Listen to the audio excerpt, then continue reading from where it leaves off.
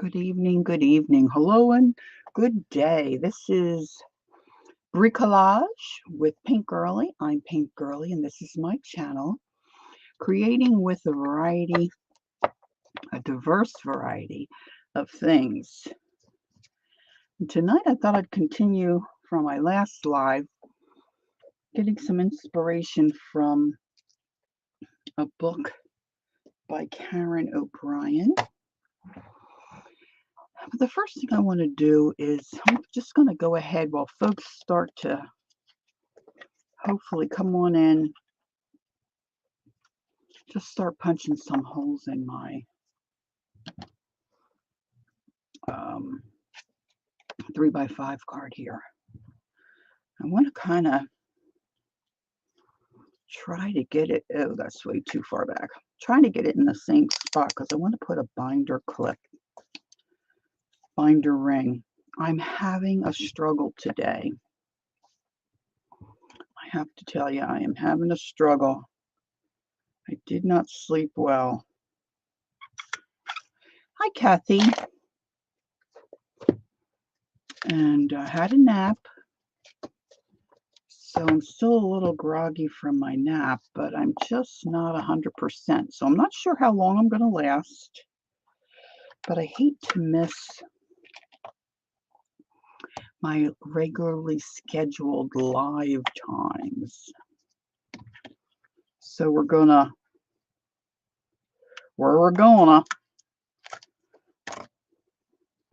plunge forward. Kathy, I was going to ask you earlier and then I didn't get a chance. Is it, hey, April, hello. May I show the folks that come in chat your last little creation?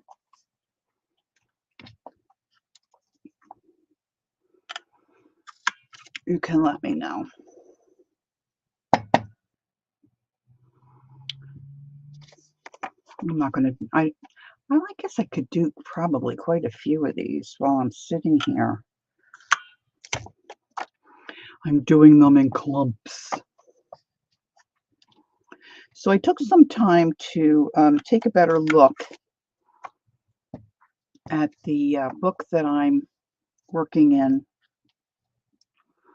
It's pictured on my thumbnail. I'll show you in a minute. Yes, that's okay? Okay, thanks. That'd be great. And reading some of the different articles. Hey, Judy. Peekaboo. Nice to see you.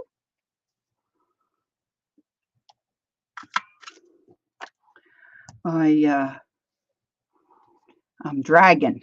I just feel like I have no energy. Didn't sleep very well.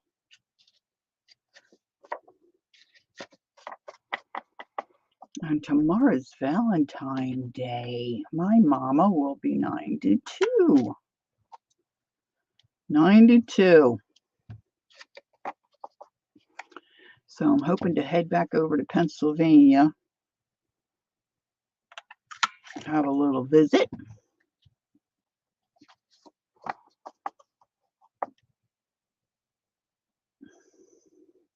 All right, Karen O'Brien is the author of the book, Imaginary Characters. And I'll show that again to you in one moment.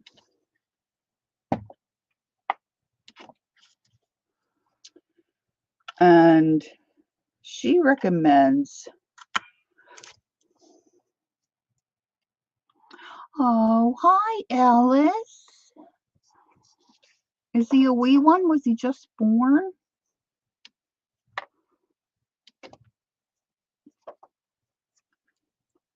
I have 2 great nephews. I'm expecting a 3rd great something, nephew or niece, early March. Hi, Chris.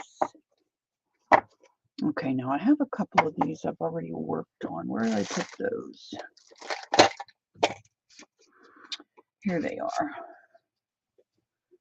See if I can. Might have these all twisted. Karen O'Brien recommends in her book, 100 drawn faces. I don't know the exact term of how she says it, but I'll show it to you in a second. I just want to get these. No, he's 2. Oh, how fun. I have a great nephew who's 3 and one that is 1. And they're cuties, aren't they? I love little people. Big people, not so much. So she recommends you get yourself 100 index cards. And then she gives you some prompts, a few prompts, not many. And she recommends that you start sketching faces and to create your own little library, really, of whimsical and fantical. Is it fantical? Is that how you would say it? Fantastical faces. Now let me see if I can get to the right spot. Here we go. 100 faces. The best way to develop, I didn't show you the front very well. Imaginary Characters, Mixed Media Painting Techniques for Figures and Faces by Karen O'Brien. I'm munching on a peppermint. Excuse me. The best way to develop your drawing skills. I thought I just never remember to turn off the phones. My nephew Gary is Ellis's grandpa. Gary's son Evan is Ellis's daddy. So Ellis is my a great. Oh, I missed a great. Wonderful. Gosh, that sounds like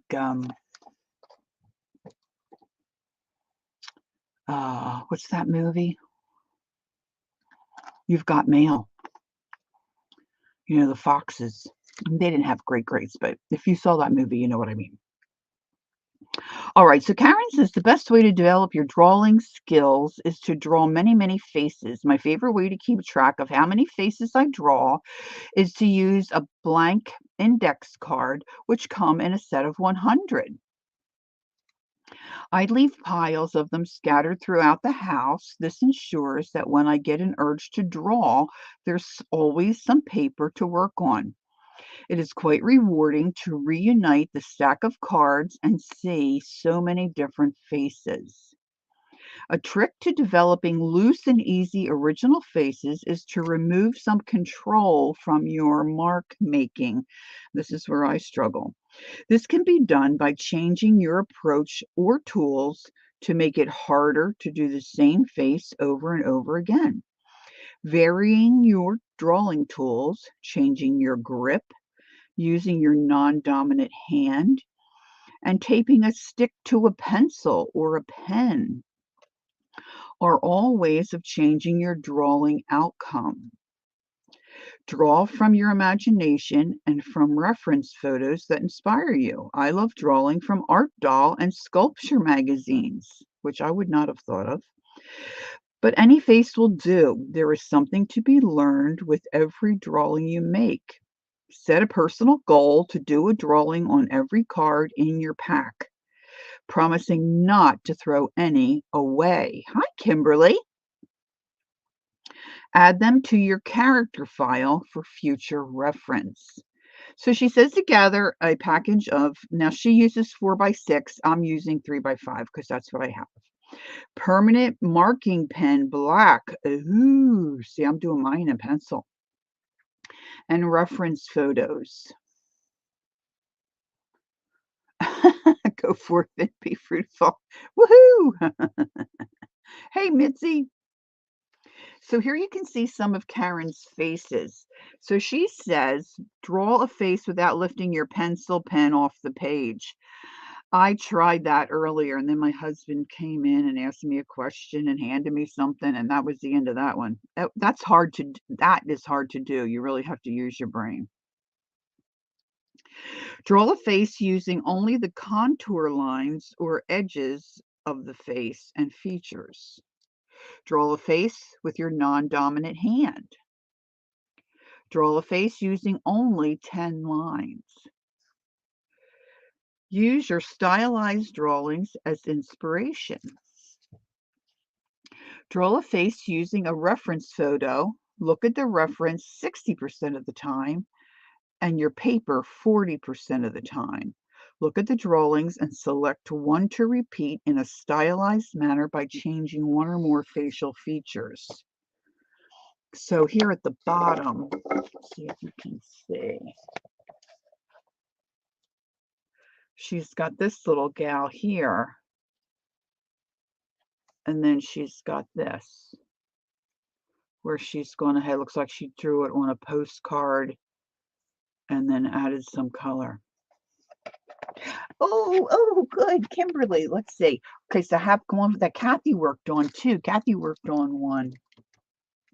Kimberly says, I emailed you a pic of my girl from yesterday. That was really fun. Can't wait to get the book. All right, let's see. I have to remember where it is on my, there it is.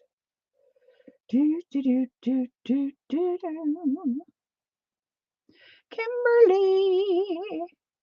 Oh my gosh. Let's see if I can get my phone to open it. It's working. It's working. It is working. So how is everyone this evening? Welcome to those who are coming in. Hi, Roseanne. Oh, Kimberly. Oh, I love the circles. Oh my gosh, she's so cute. Okay, you got a big, oh, Kimberly. Okay, that's the back. That's the whole version there. Look, my left hand really shakes. Now, let me stretch her. Look how cute she is. And then over here, she's got a big old bug. Think beautiful thoughts. Forget the and there will be no room for ugly ones. Oh, look, she's got a little heart on her dress. I'm loving those circles, Kimberly. Very cute. Now let me show you Kathy's. This is Calico Kate. She worked on one earlier today.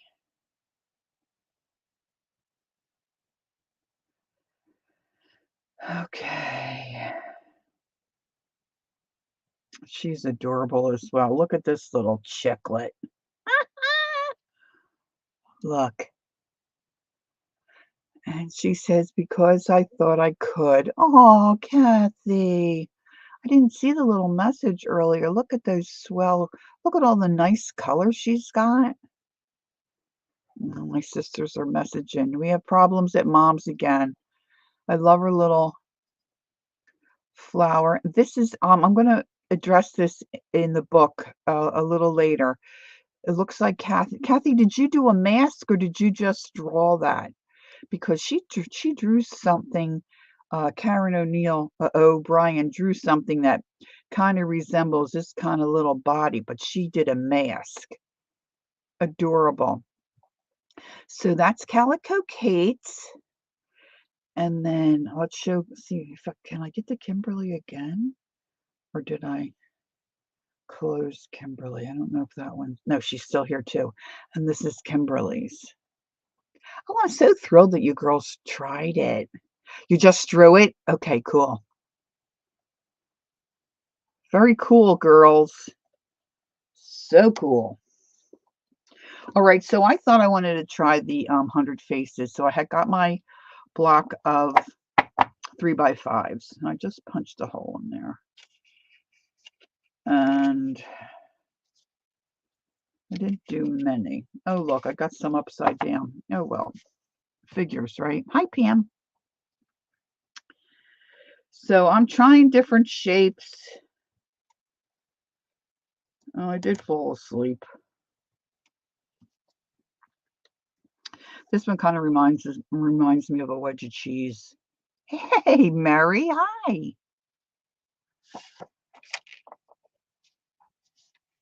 This, I wasn't paying attention to how I took the cards out, so some of my holes are in the wrong spot. This is very simple. Just looks like a little pillow. Looks like somebody on a commercial. Hey, Dixie. I got this one. This one.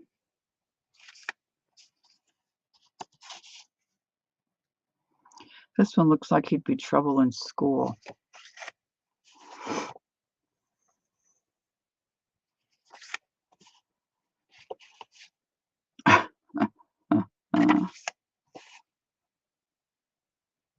Couple different shapes.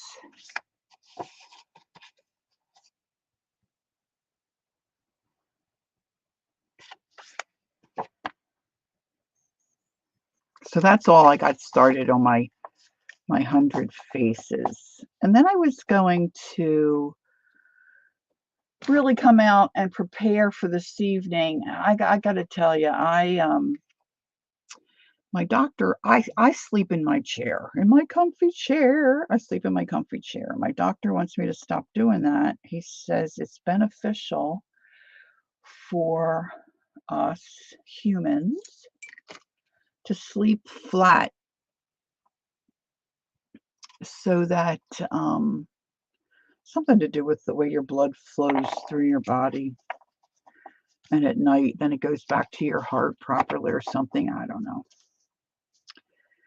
So I tried last night and I have some issues and it just was not a good night. So I didn't sleep well. My body is not reacted well to sleeping in my bed.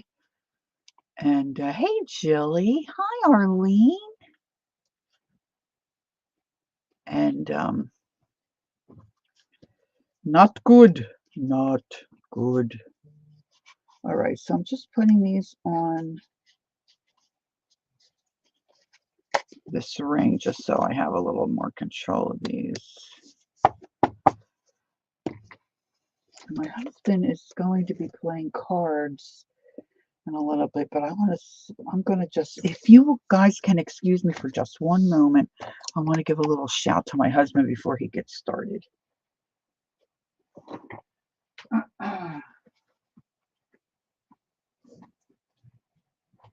Honey, can you bring me my medicine that's there on my table? I need to take my medicine. I forgot. Before you get started, thanks.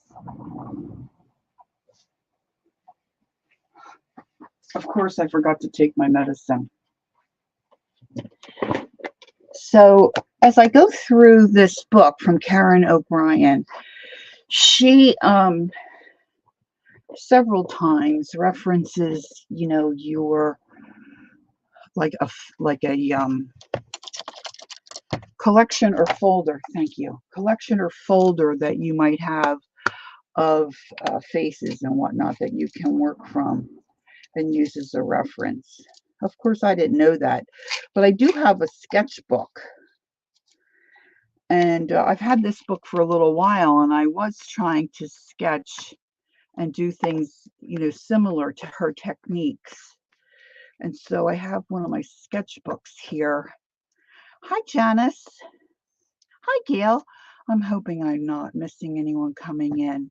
Let me quick take my meds.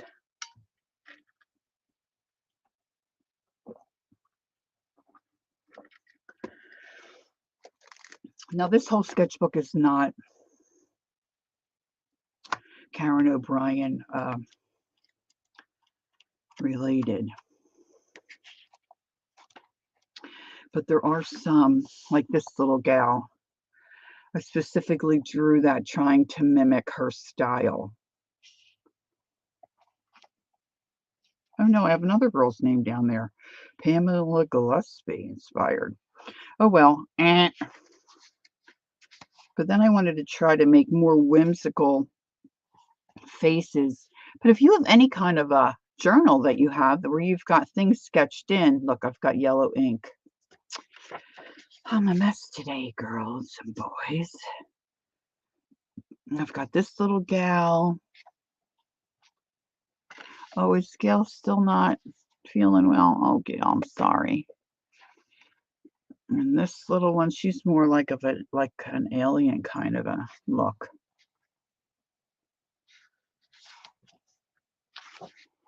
Then I was messing around with trying to make faces that, thanks, Jilly, that look like, okay, this was my attempt to draw Keisha from her picture she has on her old picture. Hey, Devin. And then putting faces into objects. This is one of my more favorite ones. I was really onto the Christmas thing, trying to do different Christmas. This guy's got a Christmas train on his head. So if you like this kind of stuff and you have a sketchbook where you've got some things that you can work from, you could use your own work as references. See, a lot of times Lori gets discouraged. See, I wanted this guy to look like he was peeking through a fern. Didn't really do too much on the fern. I do like this one, though. I think that one turned out fairly well. I like the mouth. You think so, Murray? I thought it wasn't too bad, but I get discouraged and then I go back. This is my great nephew. This is Griffin. Of course, he's much older. He was just a baby there. No idea. I just started putting hair on the face. And then Kathy Arbor had talked about, like, she does nymphs and fairies and stuff like that. And then she talked about some of these books called Spider something. And I got a couple of them. So I thought it would be fun if I tried to do my own, like, bugs, with faces on them. This is my dear Luce who went over the bridge, and I didn't finish her either because she was white. So my pencil classes I'm trying to learn, and I'll come back and maybe finish her up. I think that might be all my whimsy people. And then I've got other whimsy type people in a couple of different journals, but we don't need to go through all that. I'm missing something here. Anywho, so I wanted to share the idea of doing the 100 faces because I think that's a really good idea. And then depending on what kind of person you are, like she said, to leave a little stack of cards throughout your home, that might work for you. I mostly do any kind of sketching in my comfy chair or at my desk here. So those two places would work for me. And I found a whole bunch of pens. Now, help me remember, one of the gals in chat on Sunday mentioned an elegant writer, and I know I have an elegant writer here somewhere. I have not found it, but I did find a bunch of other pens and markers. So these are some that I kept out. I was going to do a little test on these to see what might and might not be waterproof, because what I did was with my other gal that I did on Sunday, I misread the directions in the book. I was supposed to be using, as most of you will remember, I had trouble with the ink because it kept, really bleeding and how do they say it? Gosh, guys, I'm really struggling here tonight. Activating. I was supposed to be using a waterproof ink, not acrylic water ink, a waterproof ink.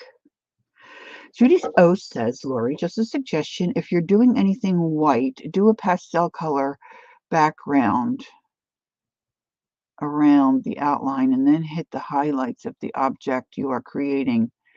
Our eye will fill in the rest. Yes. So my intention was to prepare another page that I could work on again this evening, but I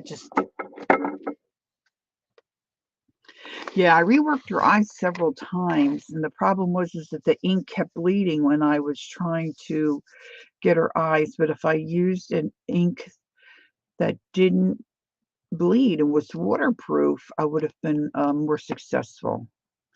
And she uses, I just ordered a bottle. She uses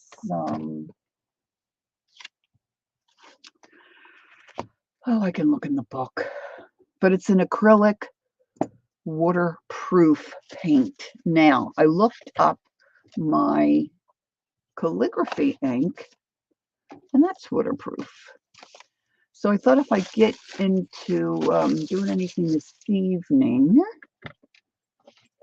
I can use my calligraphy ink, which, of course, I didn't dig out, so I'm digging that out now, just in case.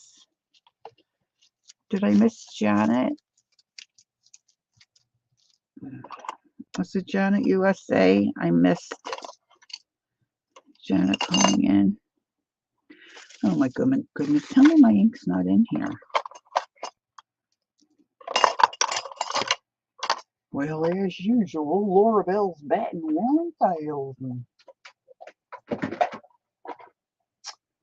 I know where my alcohol inks are. Well, I've got these little guys. I can pull these out. So the ink that I used on Sunday was water soluble. Oh my gosh, look guys, I have a dropper. I didn't know I had a dropper.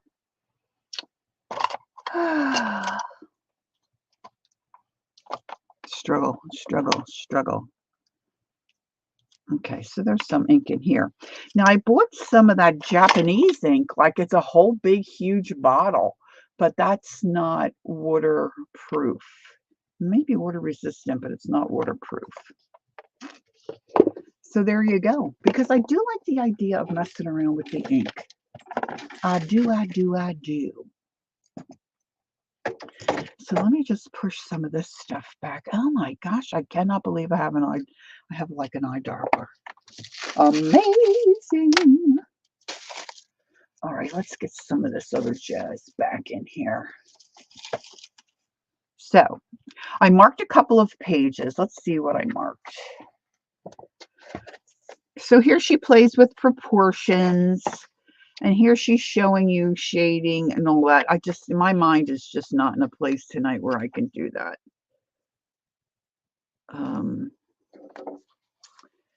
We just had another phone call that my mom's having some more septic problems at her place. It's been a tough couple of days. I thought I might like to try this though. I don't know. Let's see if we can work this out. She calls this section Magical Resistance, and she tells you to gather hot pressed watercolor paper, a blending stump, color pencils, faces from your character file. That's what she calls it, a character file.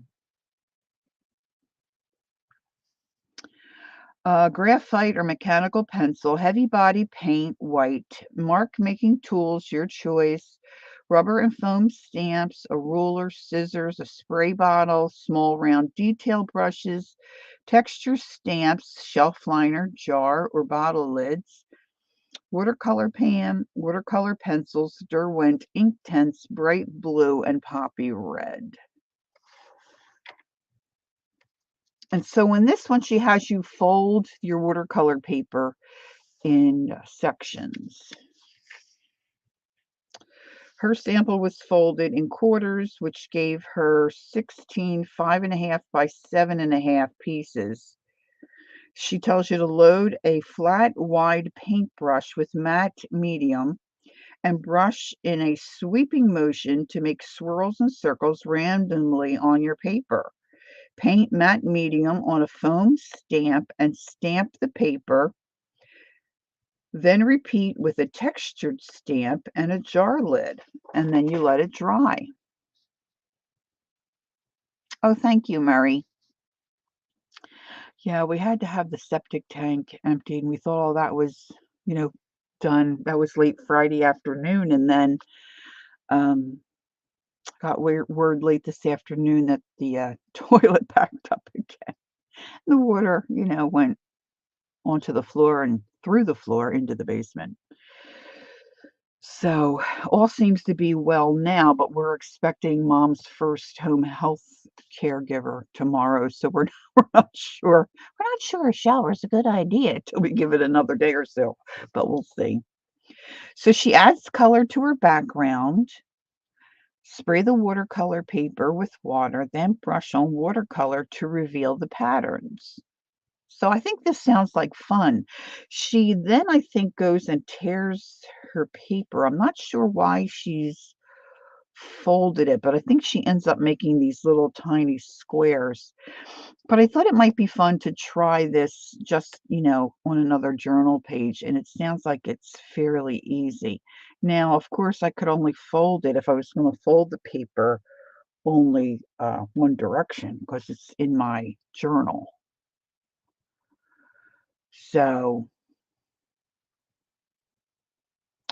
I know, and see here in the United States, well, in our area, at least on the East Coast, you not only is it expensive to replace that system, they won't put it in the ground here anymore. You have to have a mound put on your property. Ugh. Of course, like my one sister said, um, my mom's septic system is like 62, 65 years old.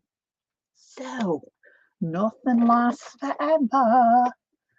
All right, so let's give this another go, shall we? I don't know that I need to fold anything, really. You have a septic system? Yeah.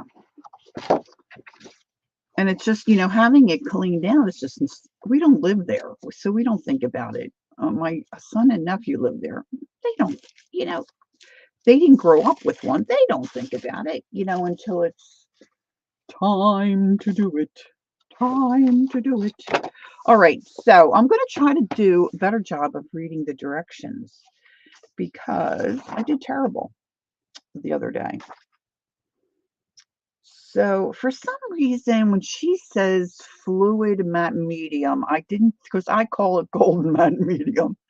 And I guess I just think all that stuff is, the same, which I guess it probably is. But when you don't say golden, Lori it just escaped, absolutely escaped me.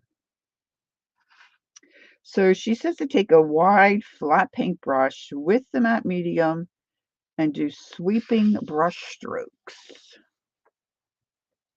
Oh, you have an alarm? Oh, that's fabulous. Yeah, that would be great. Of course, I can hear my mom and my son and nephew saying, "What's that noise?" Oh, yeah, septic system. All right, I need something to put some medium in. Welcome to everyone who may have popped in. And I was jibber-jabbing about my... Oh, you know what I'm going to do? I have... Gosh, these are probably not clean either. Sometimes I leave... Oh, here's a pretty... Oh, I've got tea leaves on that one. I'm going to put some matte medium on this. Don't like to dip into the jug of my matte medium. As I've said before, my paints, I've done that because they're old and I've been doing it a long time, but I am trying to get better. Trying to get better. So, here we go. Off to the races.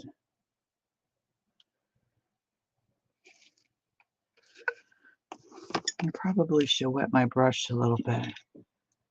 Thank you, Judy. It's very sweet. All right, so take a little scoop-a-doop of that. And I'm going to put this right back.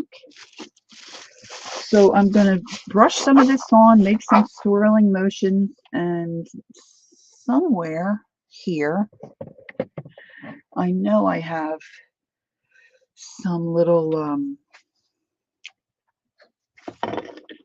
like foamy type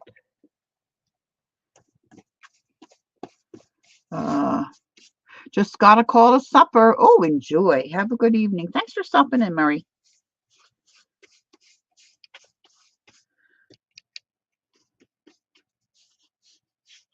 Put some swirls down the side.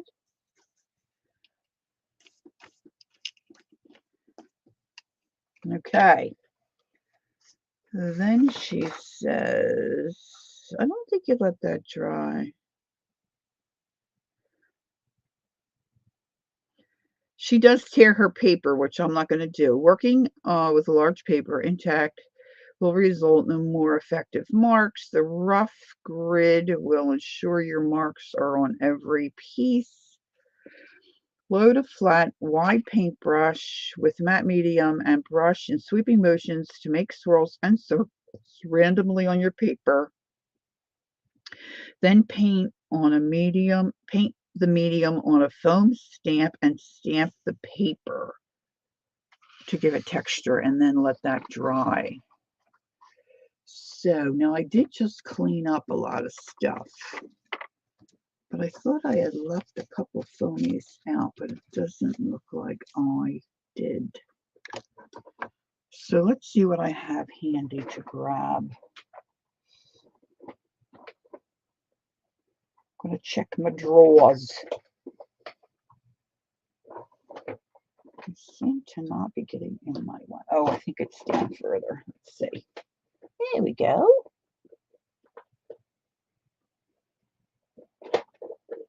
Now, some of this color might come off, I guess, because, see, I don't know if I can get that image to come on. It said stamp or a foamy, so I'm just painting on the matte medium. Ugh, hoping this is not a bad idea. I'm thinking some of that color might come off. Yeah, he's green. Can you see him? Hi, Jen. Did I miss anybody else? If you need me to notice something you're saying to me in particular, please do not feel like you can't use caps. Use caps. It's a lot easier for us that stream to pick up what's being said.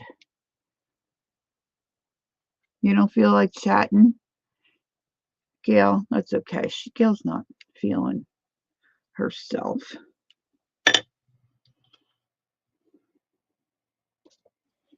I'm going to have to use my heat gun. And then I have, of course, a baby wipe sitting here. I'll clean this up. I don't want to leave that, although it probably will peel off. Hey, Kel.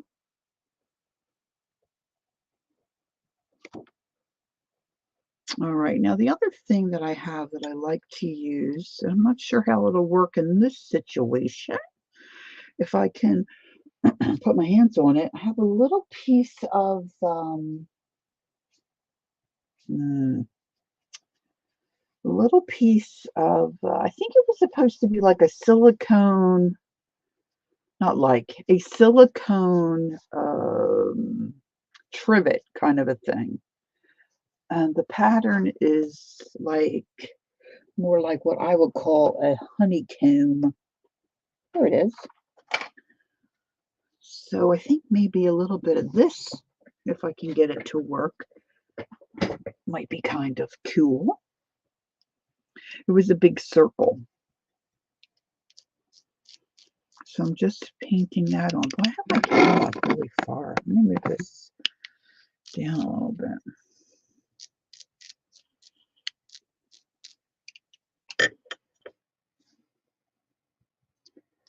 Let's see if I can get, ooh, that looks kind of cool. I know it's white on white. You guys can't really see it, but once I dry it and we start to put some color on,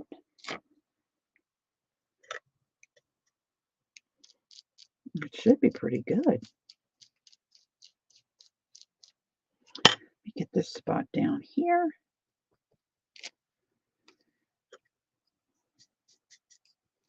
I don't think I'm going to reload my matte medium.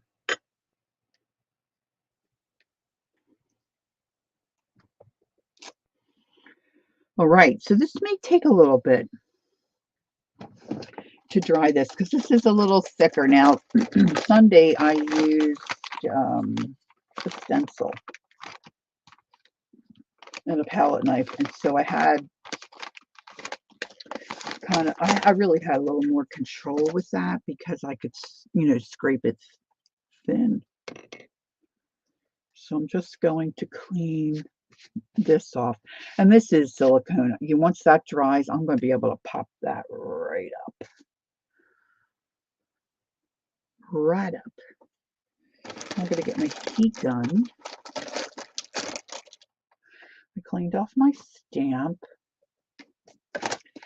All right, here we go. Heat gun.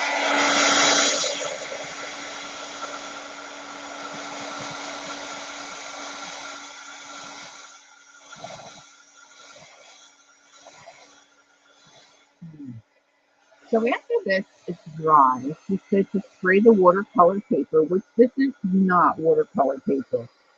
This is a Dylusion type journal. But I'm going to spritz it anyway. I'll spritz it anyway, and then I'll get some watercolor out. She's using very light colors, which I kind of like. Now, in the list of supplies, she does mention Derwent pencils, which I don't have.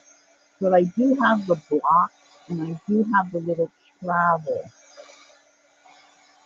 But I'm not sure if she's using those, because the colors she's using do not look like the colors in her background. It's starting to dry out. Oh, boy. Okay, so I'm going to open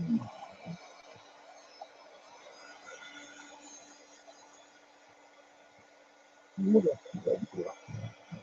You go up. Yeah, this little guy and this little guy.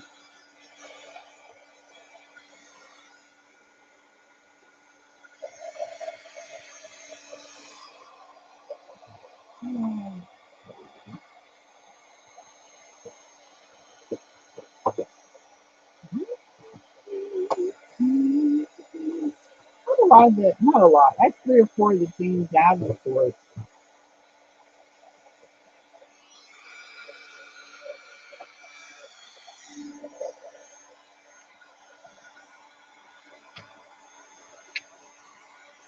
They're very blah. See, the problem with me is sometimes I have too many choices. I think these are Paul Rubens I bought. I think a lot of these are really bright in color. Maybe I'll use these. Now I'm going to spritz those so I can get, at least I think I'm going to spritz them. Get those colors moving a little bit. So I've got green, I've like a traditional grass green, some neon type yellow and orange. I've got reds, I've got a hot pink, some purples, and blue. I think I would like a turquoise of some kind, maybe to go with some of the purple. And then a pop of, not sure I have that. See, this is the problem with digging through and not having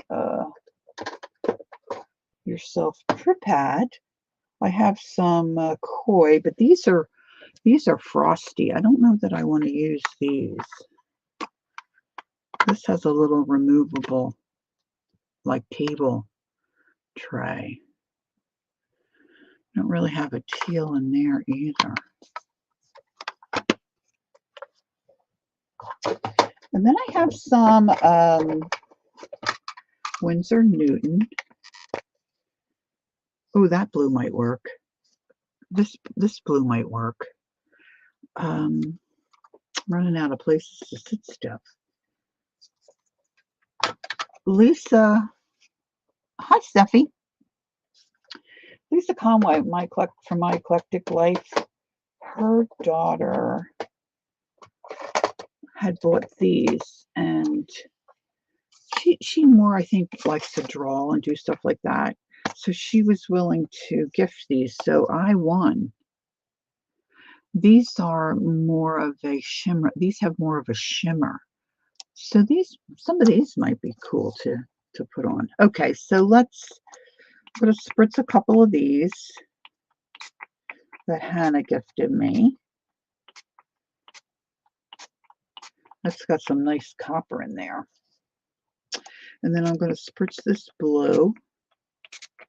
Now, when I talk about Karen O'Brien, she's the author of the book I'm working out of.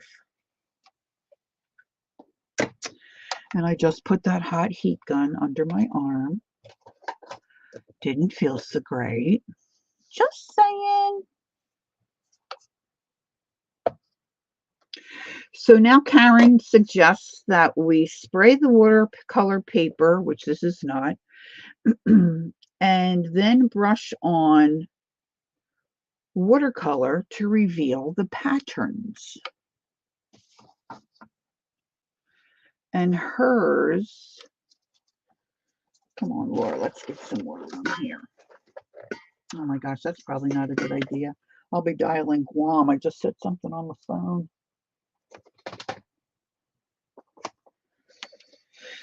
We all know about the other dial. I don't want to talk about it. Imaginary characters, mixed media. There you go. Thanks, Kimberly. So hers looks like this. It looks like she used a light green, a light blue, and maybe like a golden yellow. I'm going to go with, I believe, more of a, it's not really a teal blue, but more of a turquoise kind of blue. And then perhaps some purple. And then I think I'm going to pick out some of the shimmer. So let me get a brush that is a watercolor brush. So of course I didn't come out and, clean up my space. We weren't home most of the day yesterday. Here we go. This is really a big brush. All right, so she said to spritz the surface. So this is where we're going to go. Now, for those of you that may have just come in, this is just a page in a Dylusions type journal. And I took some Golden Matte Medium on a large brush, brushed it on, swirled it, and then took a stamp and put on some dragonflies. And then this is just a silicone mat that I was gifted. And I think its purpose is either like a pot holder or a trivet for the kitchen. And I love it. It makes wonderful marks, like for on your jelly plate. And then Karen says to go ahead and take a big old brush and just get some paint and start brushing it on. Now hers, like I said, is very light in color.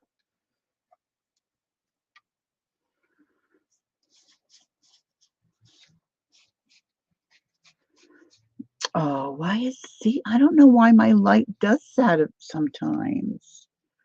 When you get the striping and then my videos are all striped. Good grief.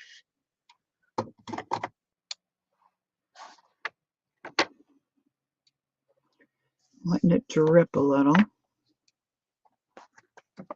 All right, I'm going to go into my other color. There's Brenda. Did I miss Leah? There's Leah. Oh, wow. Good job, Leah. Although I'd much rather clean craft supplies than I would. I'm going to pick up some of this green. I do love my green.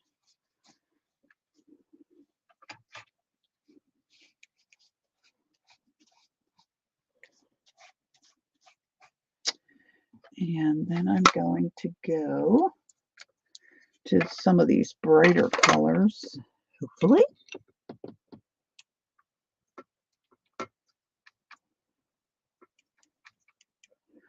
Ooh, that's pretty. Oh, now I'm making mud. You don't want mud. Okay, Arlene. Thanks for coming in, Arlene. You have a good night. I still have your project on my list, Arlene. No worries.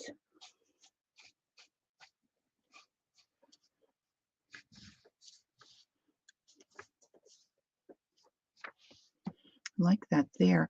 How am I going to get rid of the, maybe if I do this, it'll clear it up. Dang, nabbit. It wasn't like that until I started painting, right? It's a cream colored. It's not white. It's cream. Here, look, I have this hamburger pad.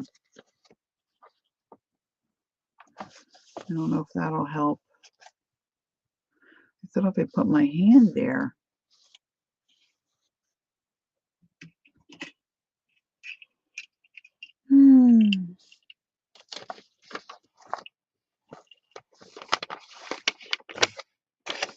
It's always something.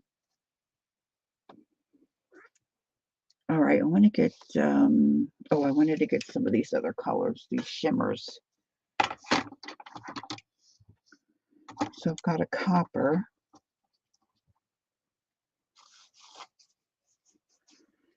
Put a little bit of copper in here. And something of color, a solid page of color. It doesn't look as bad right this second to me. Let me do this pink. I don't think that's such a great addition.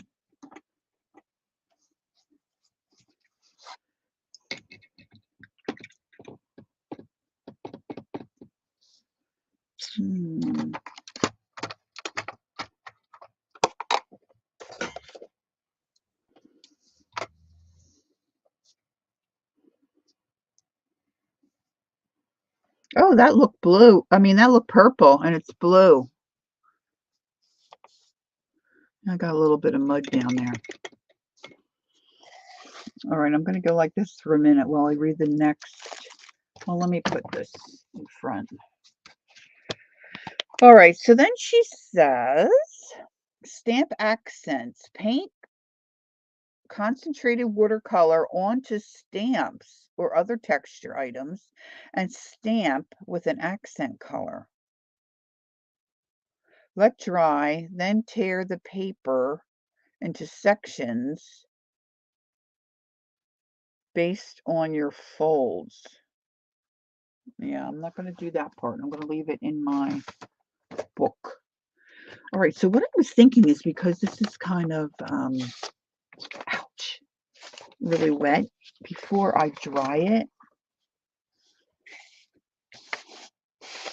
I'm going to sop up some of it, hopefully,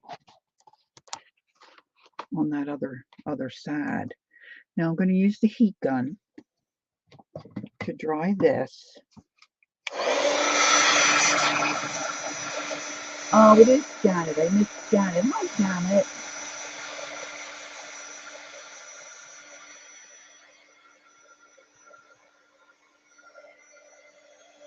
The other side was cool. And this little jazz over here. Oh,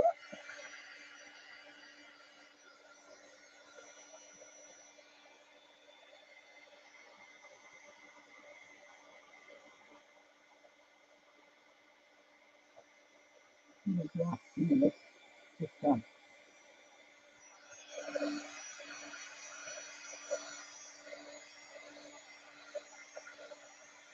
To change your sentence, what your autocorrect?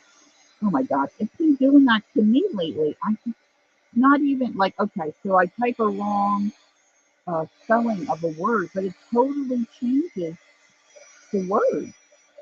Doesn't correct the word. It totally changes the word. Bizarre. Okay, so then I'll put the stamp on top of this. So does anybody have a recommendation? Like, should I just try to maybe do some circles, or he wants us to put concentrated watercolor on the stamp.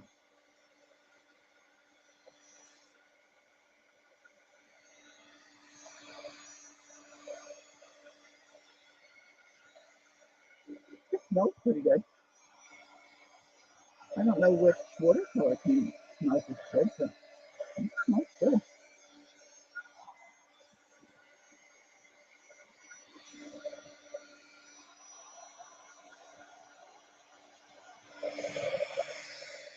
I like the secondary piece, actually, because that doesn't have any texture.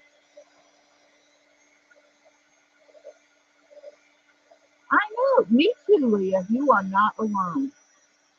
And that's just been recent for me. So I don't know if it's an updated version of autocorrect, but it is auto wrong.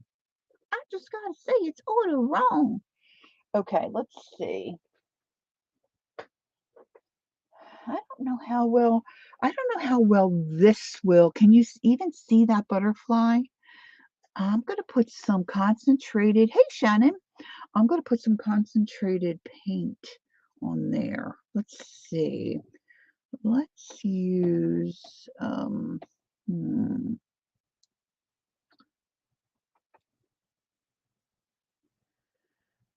it's really not adhering to the stamp that well. But you know what? I'm okay with that because I think it might kind of look cool if it's not totally covered. Okay, Janet's cooking dinner.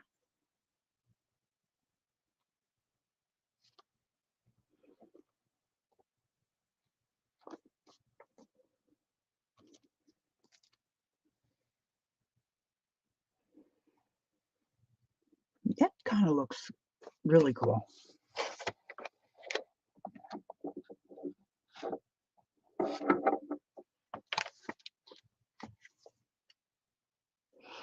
See, because this stamp has, you know, the little hashi marks and stuff on it. I'm going to try to grab this flower.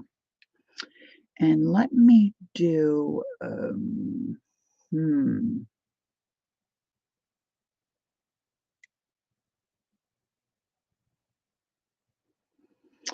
boy, I'm really tempted. I'm going to do this hot pink.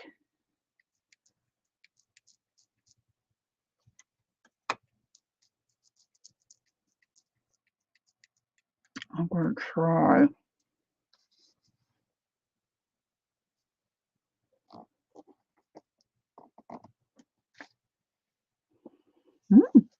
Oh, cool.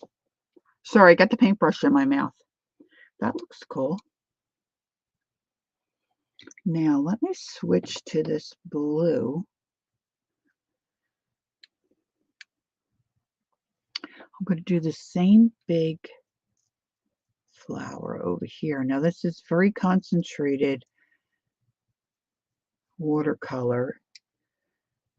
I'm not mixing on the palette and adding water. I've just wet. I'm going to see if I can get this. I'm going to do it on this side. Now, this side's really not involved in my project for tonight, but while I'm here, because I will not remember these colors, a tool. I just won't remember a tool. Now that was runny. That got real runny. So I'm going to let it drip, if it will. I'll show you in a minute. Nope. Won't drip. See if I can get another impression here. Oh, thanks, girls. That's a better impression. That one's better. This one's starting to run, which, you know, it really is kind of cool. All right, let's see. I don't mind the word friend there. So let me rinse my brush. And I'm really loving this color purple here. So I'm going to grab some more of that and paint it on my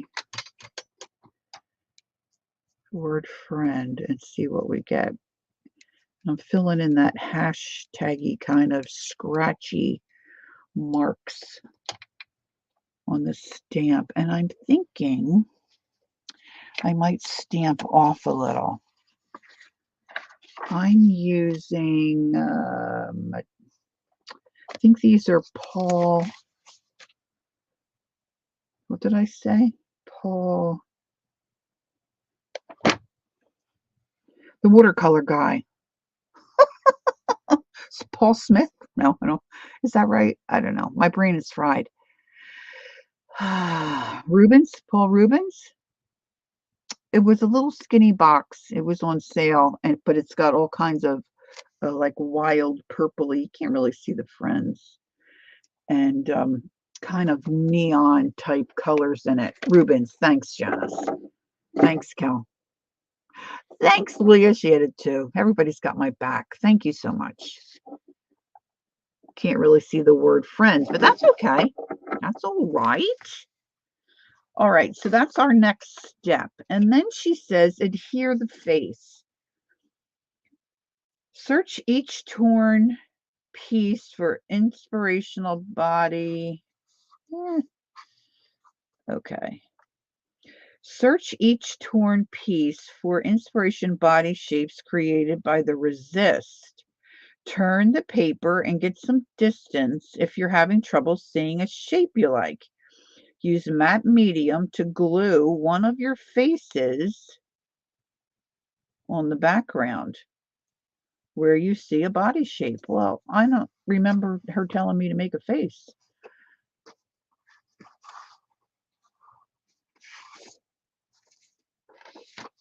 So, okay. Pam said, I must be losing my mind. I take the milk out of the fridge, get back in the fridge for an egg and see the milk isn't there and look in the thinking, Pam, we find ourselves putting all kinds of stuff that shouldn't be in the fridge these days. But you're a lot younger than we are. Devin said, I did a review of Paul Rubens' newish acrylic paints on her YouTube channel, and they are very vibrant. Oh, cool. Hal was going to make you a mod, Devin, and I have to go back to YouTube for that. And I'm not sure I'm remembering right now. Oh, yeah, and then it makes all kinds of noise, and I remember how to do it. Hold the phone. So this has to dry a little bit. Now it looks like I should have had a face made on some kind of paper, but you don't. Or don't have it. So I guess I'm going to make a face. You can't see me make a face. All right, where's my mouse? I'm going to go out for a minute. And if I can find room to work my mouse, and I'm going to go out and make Devin a mod. You don't always have to be paying attention. So to make it less irritating for everyone here, I probably should go ahead. I'm going to put myself on mute for a moment. I'll be back.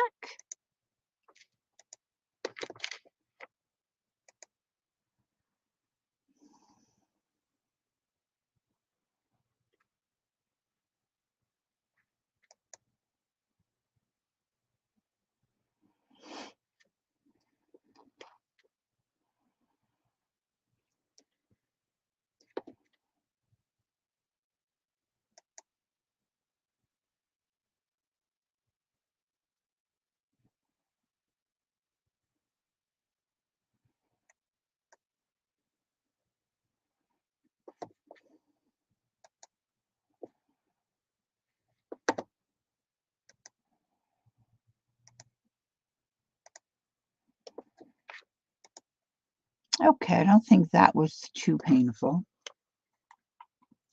Now, Devin, if you want to put in, if you know what that, um, you know, your video where you demo or review Paul Rubens paints, if you want to drop that link in, please feel free to do that.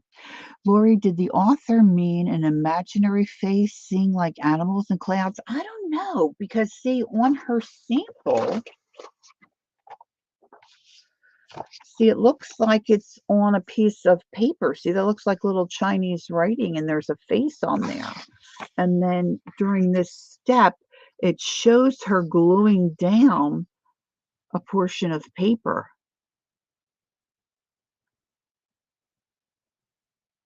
You know? Devin with a blue dress, blue dress, blue dress, Devin with a blue dress on. Woo! So I don't know, guys. It looks like, but I don't, I could have missed something. But I didn't read the big paragraph. That's for sure. I didn't take the time to do that.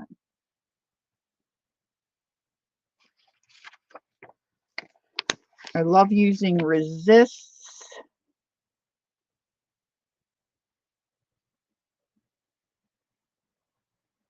I love using resists because the outcome is always a surprise.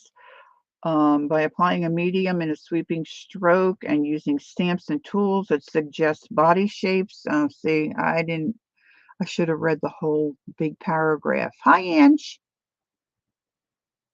Well, I don't see Ange, but I see somebody. Feel better, Angie? So maybe I missed Angie. Maybe she's in and out. Thank you, Devin. That's great. Turn the paper until you see a shape that suggests a body. Body. A body. I don't really. I need to work, I think, on maybe the shapes I chose were really not the best. So I'm thinking I could put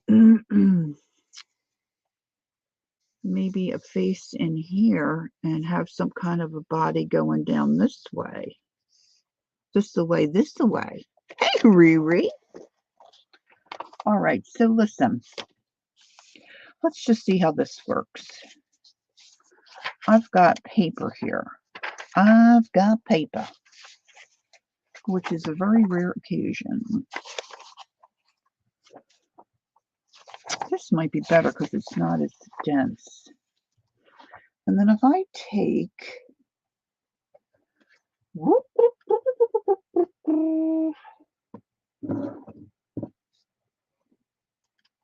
I'm going to take my Stabilo All, which may not be, but I'm going to do this separate. So if I do this separate and it doesn't turn out, we can redo. So I'm going to try a little oval head, a little oval head.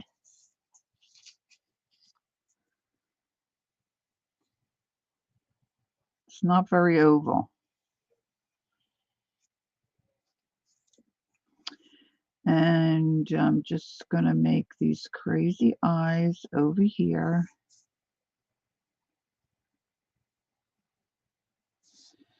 I'm going to make one over here.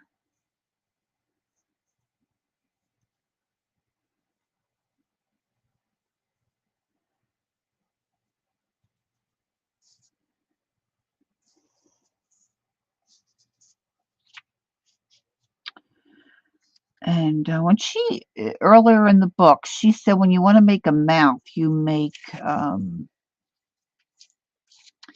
You make a line. This is how she makes her mouth. Can you see what I'm doing? She makes a straight line, and then she puts a little circle here and a little circle next to it, and then one under and one under there. It's almost like you're doing a math problem. Okay.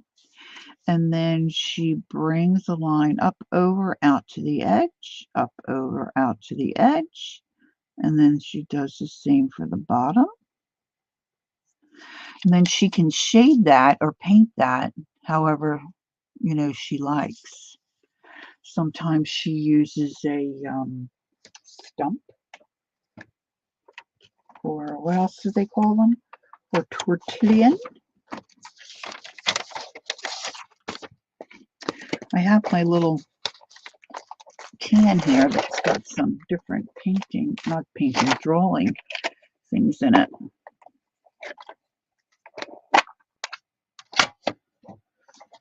See if I've got a stump. Let me see if I've got a stump. I've got a large stump. Well, I just stumped. Okay. See now, I don't know if this is below. Yeah, a little bit it will. Of course, with a hey Candy, I could do a wet brush. Would be more better. Wet brush, wet brush.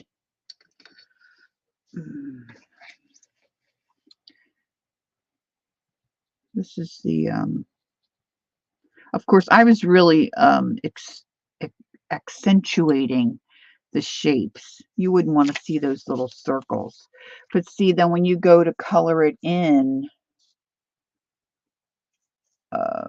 you could do darker out here and then put a highlight in and whatnot. But it's just the way that she was explaining how she does her mouth. So I'm going to attempt to do that kind of a mouth. And then she's got a tip for a nose as well. Now this is Karen O'Brien. She does her nose. She starts with a circle, and then she puts two little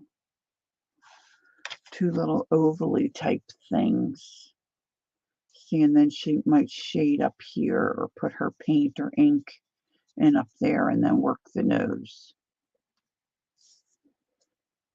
But, you could do just a little simple nose. Let's do the straight line, and let's try this mouth business.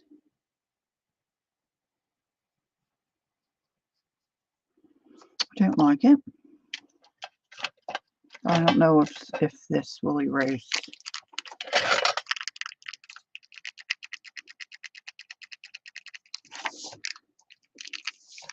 It did erase. I don't like the nose either. Let's go the other way for the nose. Well, let's just do what she says. Let's do a little circle. And then I keep doing the circles instead of the line. Maybe I'll just make a little line like this for the mouth.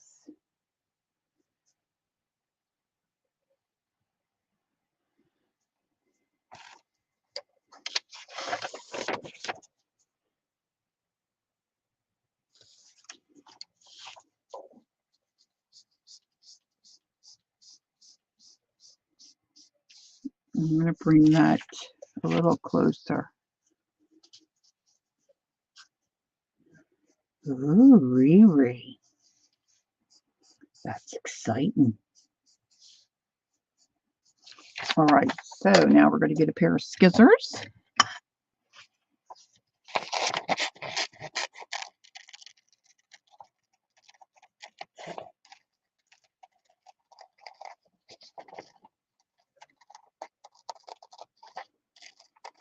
If by any chance Diane Fago is here, and she might be in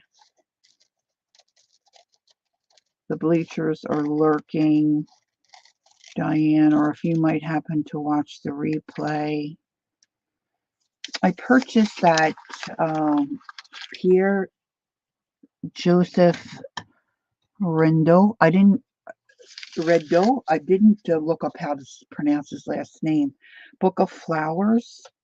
But mine, I don't know. Mine looks smaller than yours. I was wondering if at some point, if you're with Lisa, or if you could tell us the size of your book. I think my images are a lot smaller. They're still pretty, but they're a lot smaller.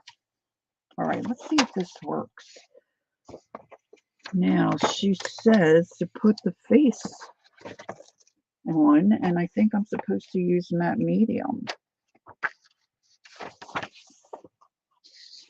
She made her little image look like a little bird. So cute. All right, so turn the page, get some sense of distance. If you are having trouble seeing a shape, use matte medium to glue on one of your faces on the background where you see a body shape. And then she outlines the face and the facial features with a dark watercolor pencil. Maybe I was supposed to do it on the, I don't know. This part's confusing to me. Shocker. Use existing resist marks as the body. Colored pencil can be used to correct or darken lines on your original drawing. White paint can be used to cover up distracting elements and to add highlights. Then she adds more color. Well, let's see where we go. I don't know. Maybe I was supposed to well, we'll see what happens. Sad eyes. I see like a little, and I didn't pull out I have my Stabilo all, but I do have watercolor pencils. I might grab some of those. Okay, I've got to move some of this stuff because I need more matte medium. I know, right? Hers is adorable.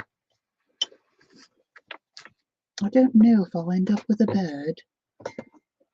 Little Tweety bed. All right, let's move some of that Jazzmatazz out of the way. And I'm going to grab my matte medium again. How you doing, Candy? You doing okay?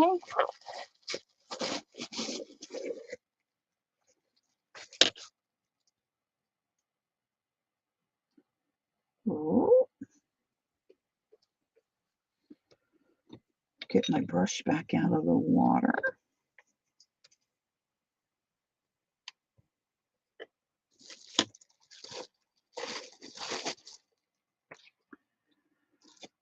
Uh-oh. Kimmers wore you down? What did you get?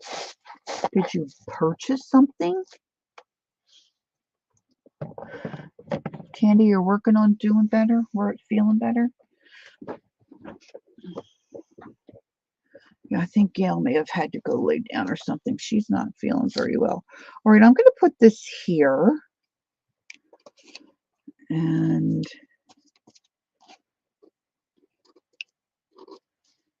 this is silly. I need to put some underneath, some on top.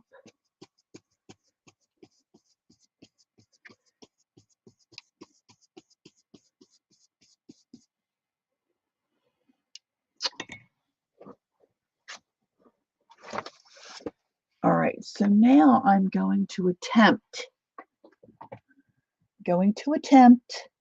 to grab my watercolor pencils. Now, this is all a learning curve. I think really for anybody except, folks that have been doing this kind of art for years, which is not me. Oh, this is not going to go back in that spot. See, the problem is I have a fluorescent light right over my work area. And when I go to root in my shelf behind my light, it's quite blinding. If I do say, quite blinding. All right, now I'm going to get my heat gun.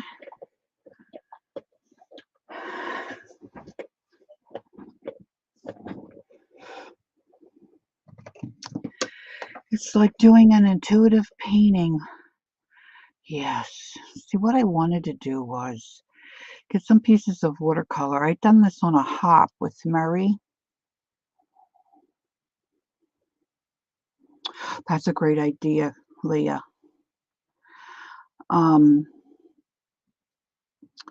And I took, it's not my idea. I don't know, Sea Lemon or somebody, CC Creates or somebody, I don't know. And I'm sure other people have done it. But you wet your watercolor paper. Hi, Margaret. And then you take watercolor on your brush and put blobs of it down. And then you take a piece of saran, lay it on top of that wet paint and like scrunch, and then leave it dry. And when you pull it off, you can, a lot of times you can see all different images. That's what I wanted to do for tonight, but I didn't have it in me, guys. Didn't have it in me. Okay, I'm going to dry this.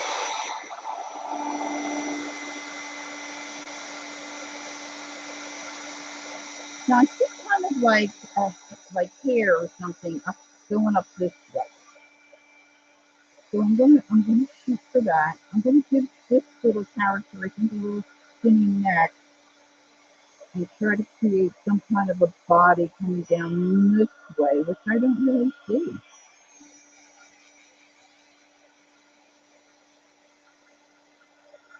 Does anybody else see any kind of a shape? Like this would have been good reversed. It could have been a mermaid.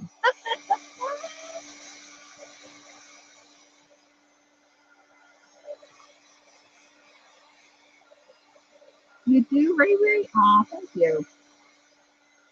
I mean, I was having fun doing it, that's for sure. It's just, if you do it by yourself,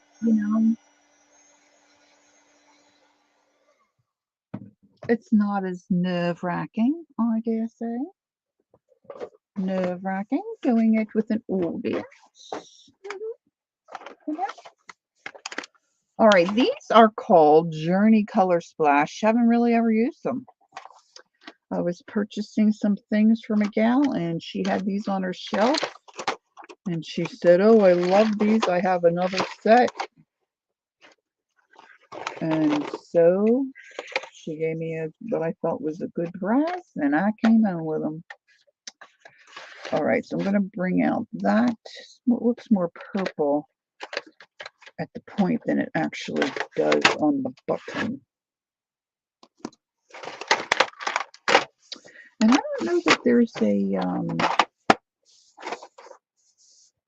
see, like back here, it tells you what you can combine to make different colors, but I don't know that it actually gives you, like it gives you the numbers of what to combine to get like a pineapple smoothie or summer days, but it doesn't tell you what each individual number is called unless it's on the pencil, which it could very well be.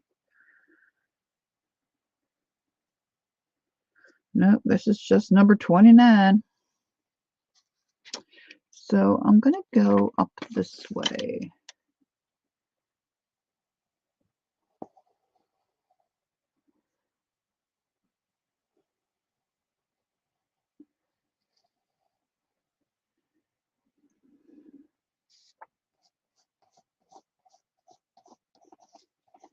And I'm just going to bring some of that purple around that way. And does anybody else see any kind of a shape for the body? You can do it. Ree, were you here when I showed the other girls' works? Kathy, Calico Kate, and Kimberly. They tried and created really cute figures. So this is just a watercolor brush. I'm trying to activate that purple.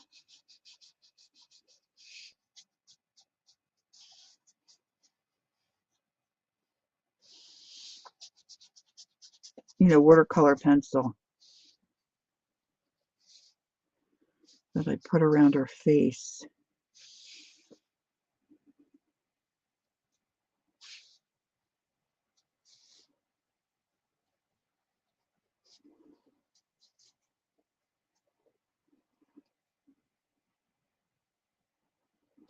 I think I want to put maybe a layer of gesso over her face.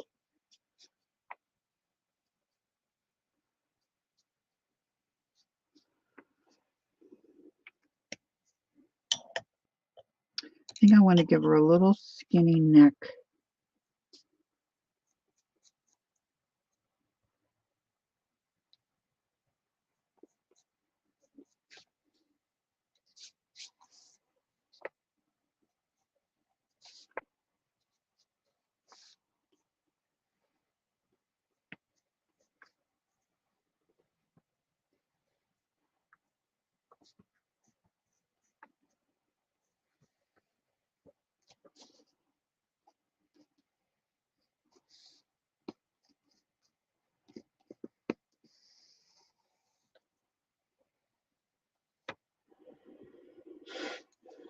I don't know.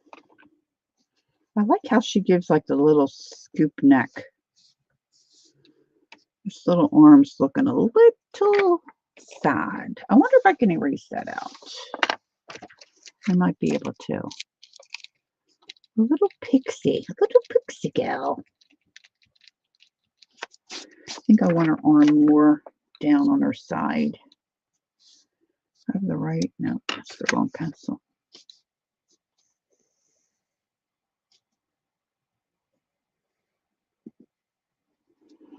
And she's got another little arm over here coming down. This almost looks like, you know, hey, Lisa, the mermaid type girl.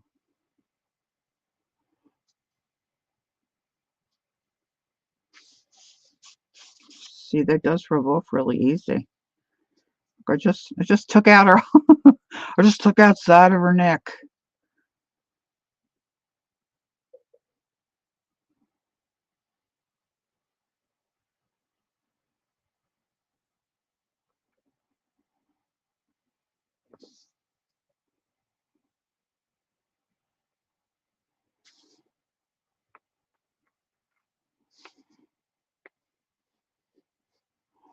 I don't know if she recommends you do this. This brush is probably could use a little bigger of a brush.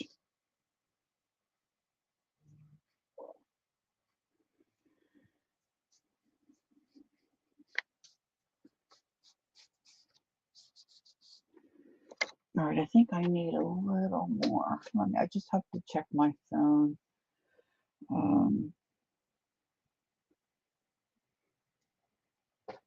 My sisters are trying to figure out stuff at my mom's.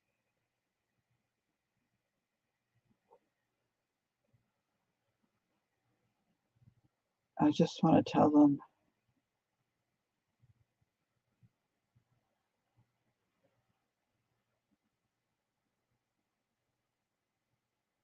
Oh, I don't type so well.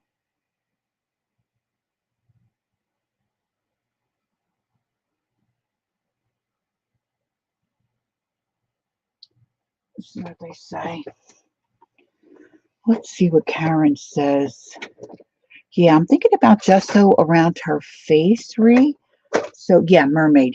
Thanks, Leah.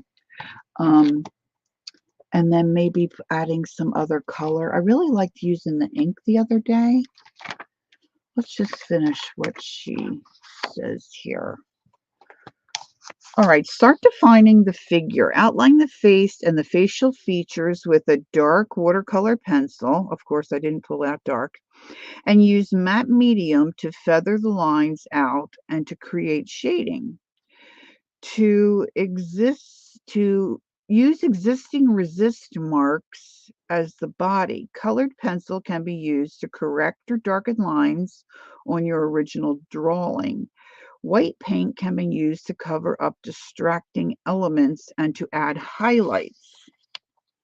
To add color in smaller areas, scribble a watercolor pencil onto your palette and pick up the color with a brush loaded with medium. Aha! This will prevent the hard edges and lines that sometimes occur when you apply pencil directly to the surface, as what Lori did.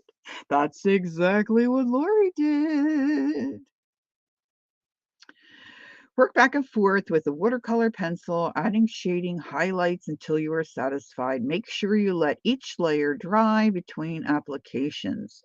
The process of working back and forth usually takes 2 to 3 passes before it looks complete.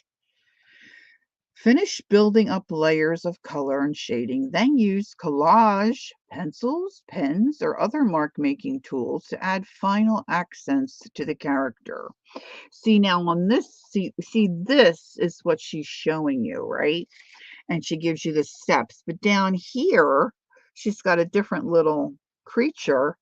And to me, that matches what she tells you in your gathered elements to get, because she says watercolor pencil, Derwent Inktense, bright blue, and poppy red.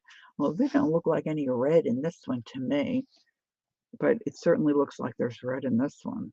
So I don't know. That's what her said. Let me see. Let me pick out a darker watercolor pencil. See, I think these are the only watercolor pencils I have.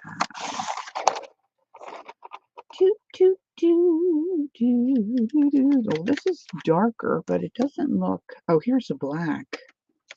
That might be nice. Let's take out the white. And here's some flesh tones. I do like my flesh tones.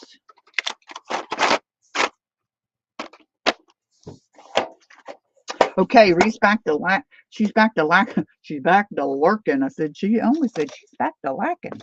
She's what? She's back to lacking.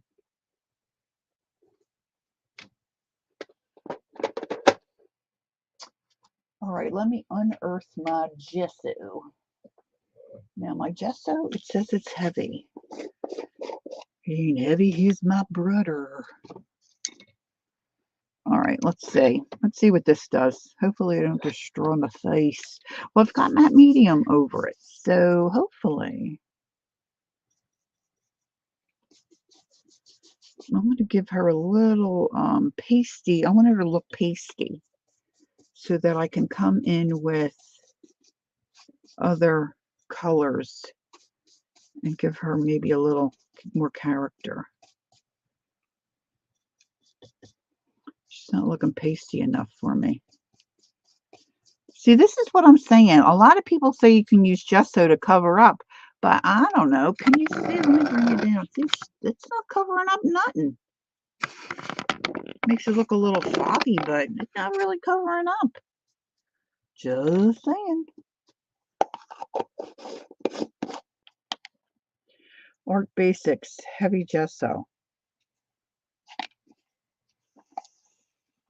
It's a tub to last a lifetime. Heat gun. Just don't give her pasty. I'm thinking about it, Devin. Whoop, whoop, whoop, whoop. I gave my other little girl a little bit of fluff. And then one of the girls in my journals, I gave her a little baby kitten.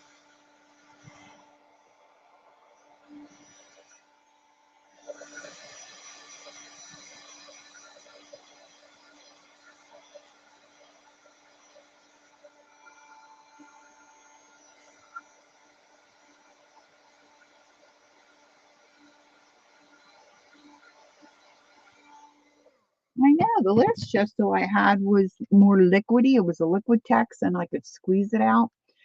And that covered and gave me more of a white color than this heavy stuff. I guess it's all in the brand though, really, right? All right, so I really have never tried to scribble with colored pencil on a surface. But let's see, I got these two little flush colors. Ugh. I'm going to use the darker.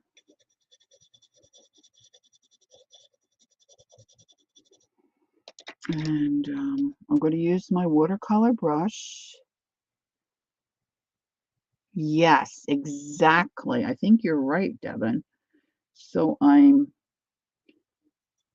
putting water in this watercolor pencil on my palette and grabbing some of my not my gesso, my matte medium. And let's see, boy, that's just not giving me any color. No color at all.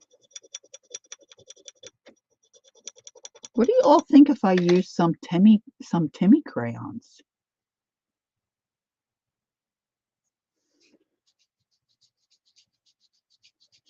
No color at all. No color at all coming out.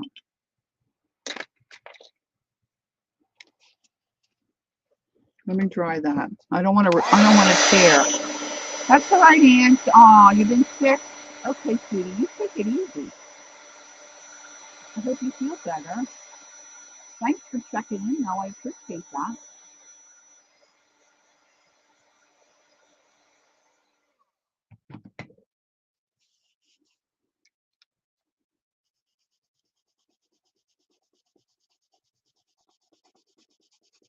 Yep, that's doing. I am sorry, that's doing diddly. Diddly. All right, let me squeeze some of this, get my brush. Going into that mixed media. She's saying it won't give you an edge. You know, it helps you blend.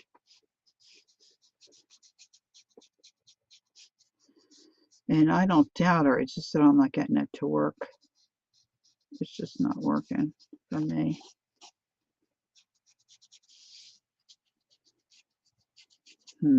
Okay. You know what? I still have a little bit of this. I know it's a new color for this palette, but I like it. And I'm just looking around to see what brush I have that I can possibly use. Let's see if this one will work. I'm going to put some of this acrylic ink, my Ecoline.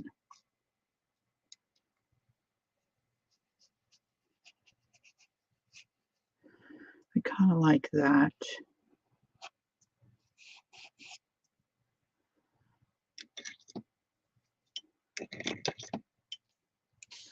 So, I mean, really, you can do what you want, right? The same old thing. It's yours. It's your art project, your journal, or whatever you're working in. Do it the way you want.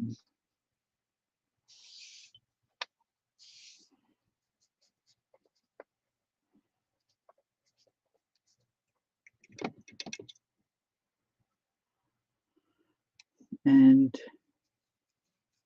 Shannon says, and that's why I love ink. So now I have blue here, so the ink is kind of mixing and making a greenish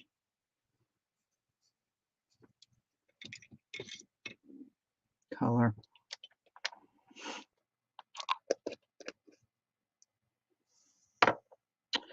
Now I did pull out this black watercolor pencil. While that dries there, while I put my fist in this here, like what she did, I like the way she, see, and it's similar to Tamara Laporte. See how she's got, you know, it's just like a little curved line, but then she comes in with another little curved line, and then she puts a little white highlight. So it looks like the little droopy eyes has a little eyelid.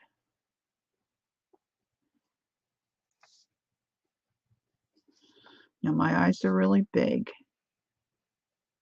This head's a pretty good size though too. I'm going to come around here. I'm just going to make her mouth dark. I've got the top part of her nose. I made her nose a circle.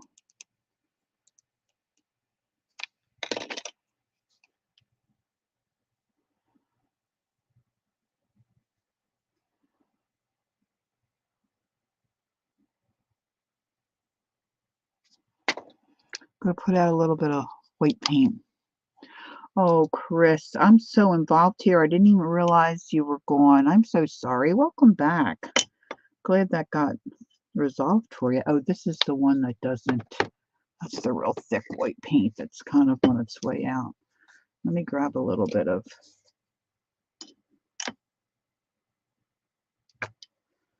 white, little bit of white.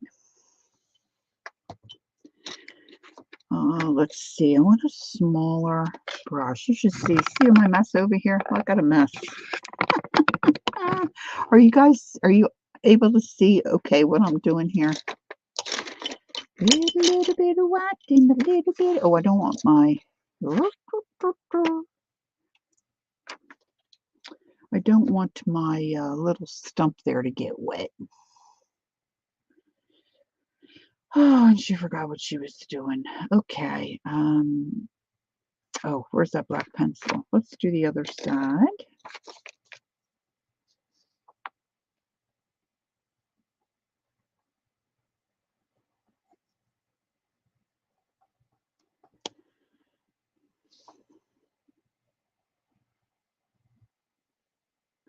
I'm playing with fire here because my paper feels a little damp. All right. I'm going to blot her forehead. She seems a bit sweaty. Blot.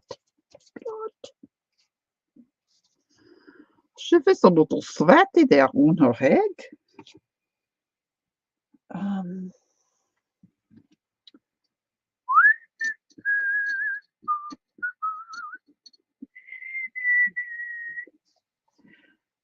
I put away the one little brush that I really was liking, and I thought the other thing too that Tamler Port uses, she uses these Tombow markers like their watercolor. Yeah, this one might just do. Let's put a little highlight over top. Oh my gosh, Lori.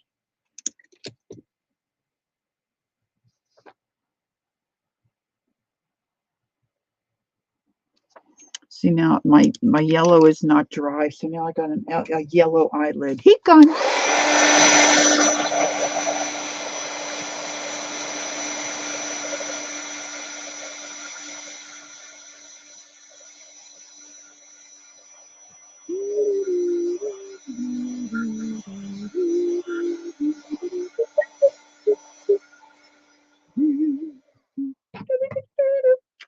I think what I have in my mind is this the purple?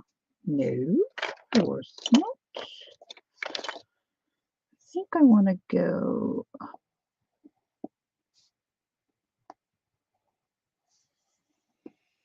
maybe do something crazy like that. So it kind of looks like she's a floating.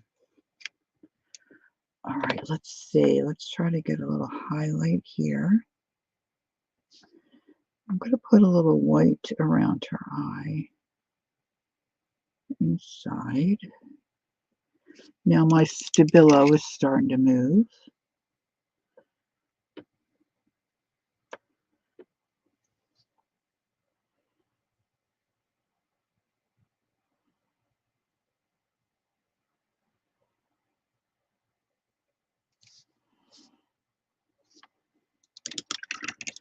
And then we'll use a little bit of what I used yesterday. All my troubles seem so far away. Sorry I was away from the stream. No problem. Thank you. Okay, Devin. Thanks for coming in. I appreciate it. Have a good evening. All right, let's put a little bit of this and a little bit of that. This might be a little too. I think we're going to need a little more. I'll put this down as a base.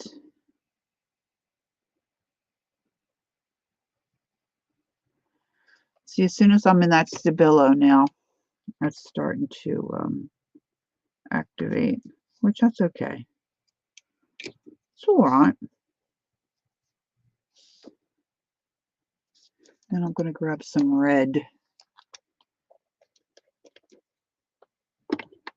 And these are acrylic inks that I'm using now to just give her cheeks a little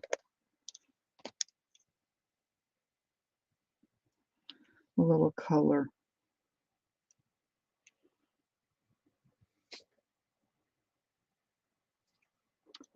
Apparently a very little color. There we go. There you go, miss. I like the little red cheeks.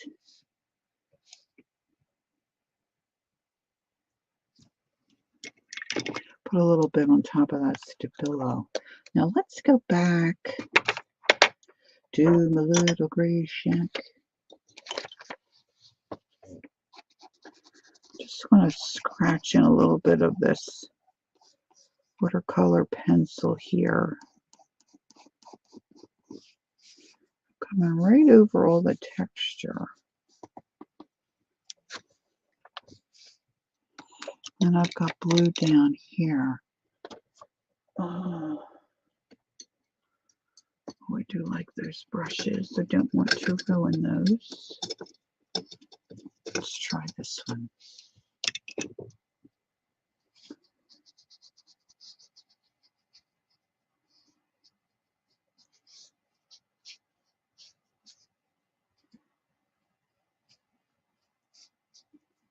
Just letting her cheeks dry a little bit. Of course, as soon as I put anything wet on it, it's going to reactivate.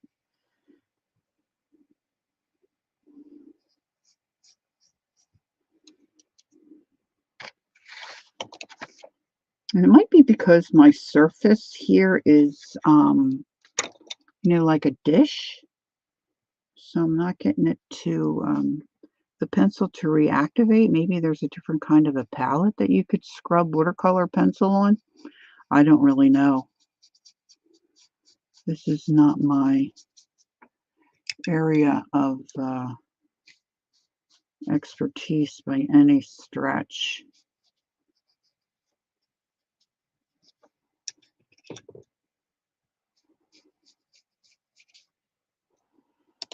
Let's see, let's take some of this blue color pencil. Let's make her arms more blue.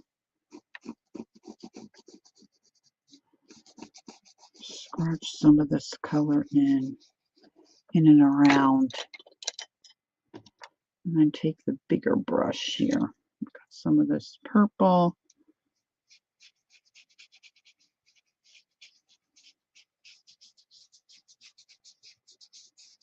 And then she says dry in between layers, but of course she's using, I think, watercolor that once it dries, it's permanent, like your Inktense. But she doesn't say that, but she does say she picked out 2 Inktense watercolor pencils. And not of course, but you may or may not know that Inktense, once it dries, it's permanent. It's a watercolor, but it's permanent once it dries. Now, one of the gals in chat yesterday, I'm not remembering who it was. It might have been Kel. No, it was Kathleen. It was Kathleen Kelly. I'll have to ask her how to pronounce her last name. Kathleen Kelly, last name starts with a D.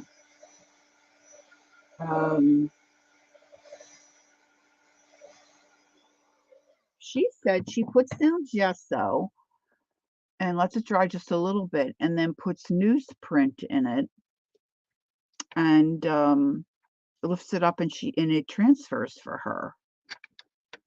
I have not tried that, and we don't have any. Does it ever fail? We don't have any good night, Roseanne. Thanks for coming in.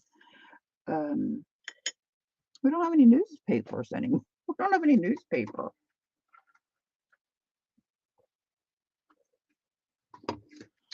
So I grabbed an ad thinking that would be more like a newspaper, and I was thinking I would like to try that. See, I got a couple smooth spots, maybe down in here or maybe over here. Let's see if I can get a little more white in her eye. Trying to make her little eye pop a little bit.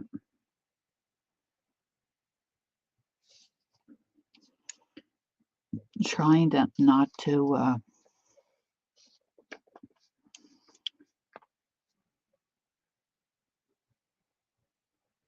not using my paint too super wet. Like I didn't add any water.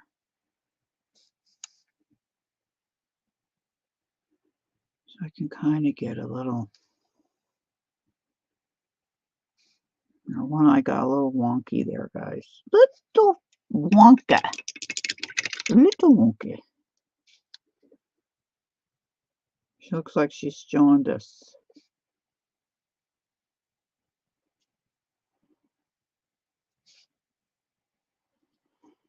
Let's put a little bit of that red up in there.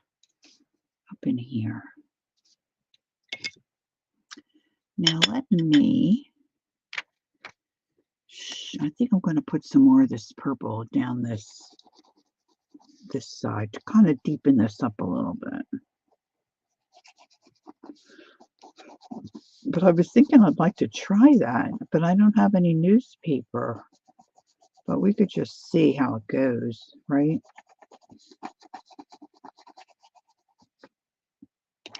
She looks very serious, yes.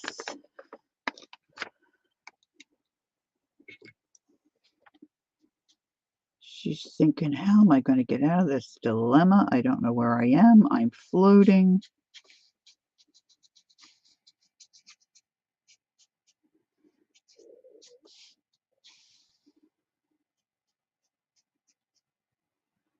I'm floating.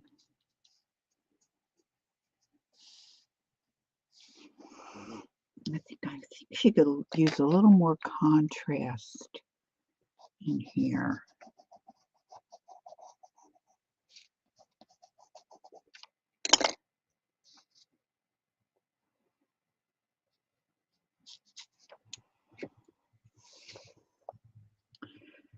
So I was able to watch the last 2 episodes, I'm assuming, for the season of Doc Martin this afternoon. Oh my gosh, I love that show so much.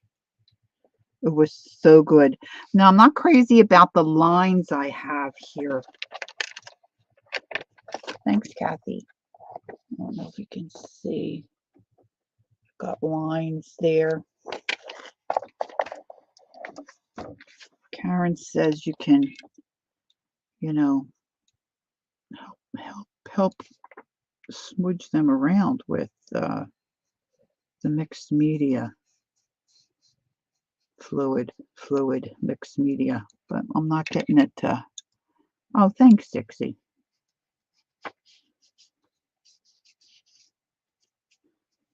She probably should have little hands.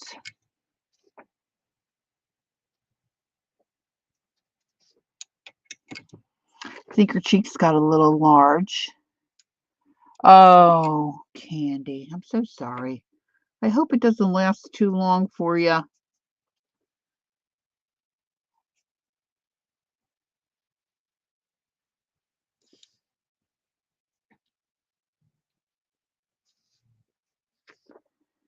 Feel my phone buzzing over there. All right, let me come back in. I think this is, let me get my heat gun, dry these eyes pretty good. I want to put a little more dark around the eyes and maybe around a little face.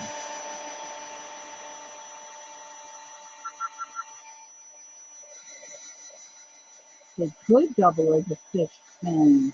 Good idea. Maybe I should put little bumpies on them. What do you think, Pam? Let's put little bumpies.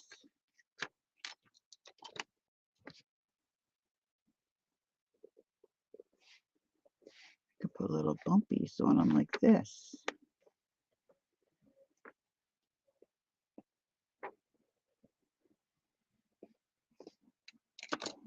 Little bumpy fingers. Fins. I knew you meant fins. Mm-hmm. Mm-hmm. What did I do with a bigger brush?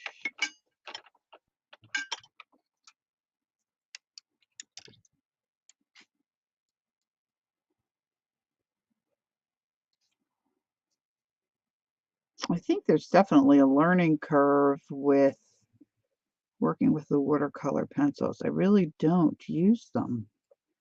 And I could use them in my color book, you know, get a little more acclimated with how they work. Now I'm going to take my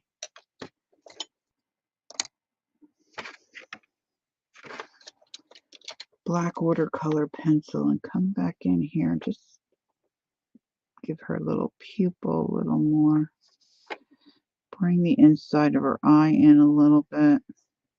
This left eye is definitely a little smaller. I have a hard time getting my eyes the same size. And then I'm thinking a little darker around her little face might look better.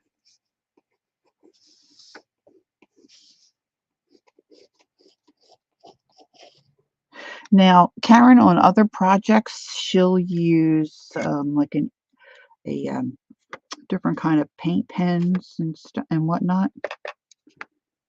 I got a lot of water there. I was thinking about maybe putting some kind of little design in her hat.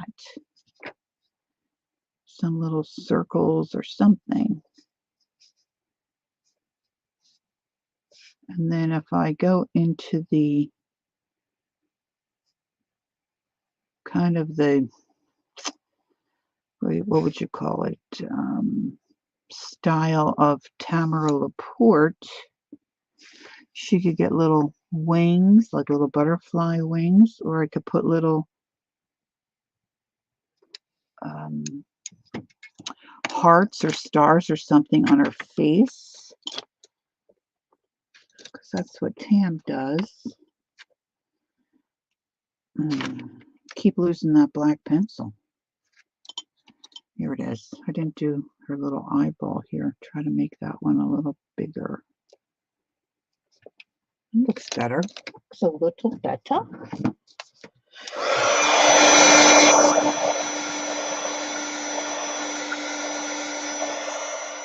Now I did have I showed you those markers earlier, but I don't know when I was doing them.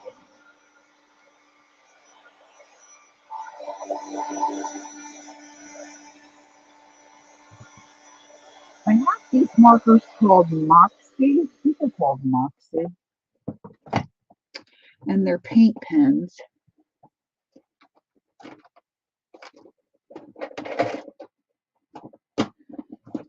I've got them in with my, a lot of my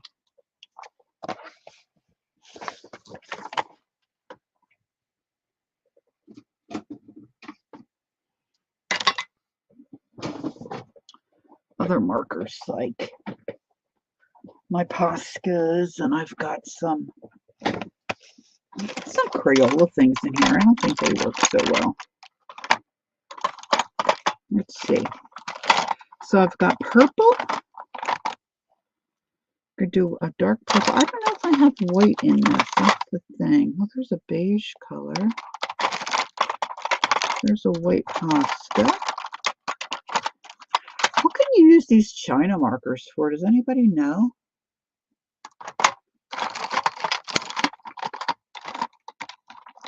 And these are a little different. Some of these are like your regular paint pen, but these, I'll show you, these are a little different. And they have a finer tip, which they're nice. But I'm mostly looking for, and I can't find, I guess I could use the white Posca. I was looking to see if I had a white. Yeah, these Crayolas, I should probably try. They're called Crayola Signatures. I haven't really used these. These probably are more like, but they're not real creamy. They, see, that's not giving you much color at all. Can't even see that on my skin. These are real hard. So that's like a paint pen too. They were a bust. I wouldn't recommend those.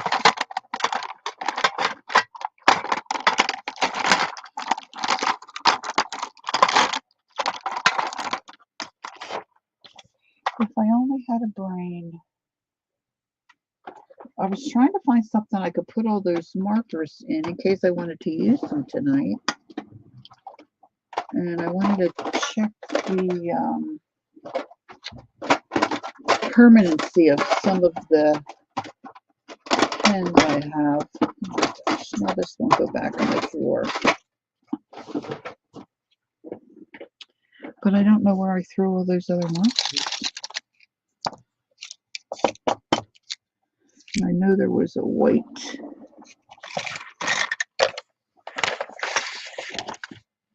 So this one, the name is called Moxic, not Moxie. I don't know if that'll clear it up enough for you to see it. Moxix.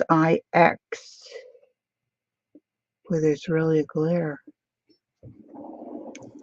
And that looks like a regular paint pen.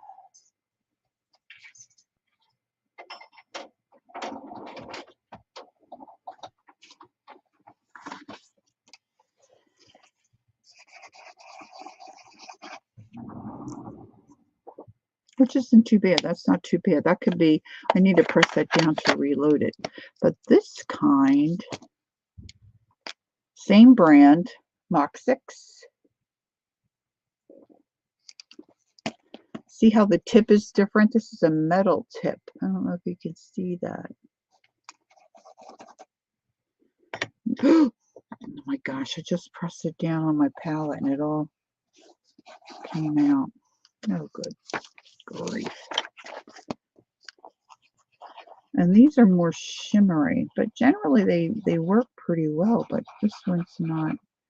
It's a real light and it's a shimmery color.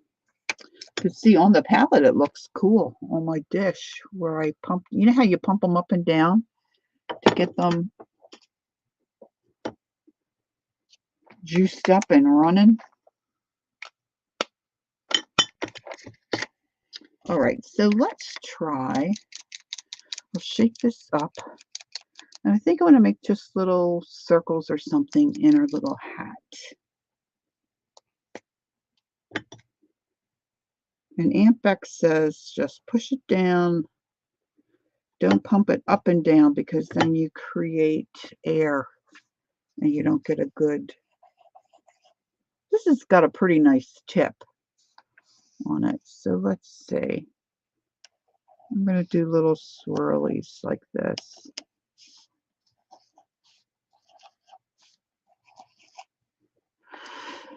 Is everybody sleeping? Okay, Pam.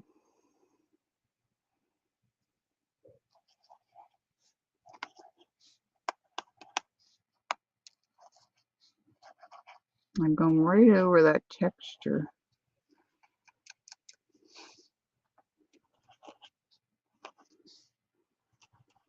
Sometimes I like to remember to do little, like half marks, you know.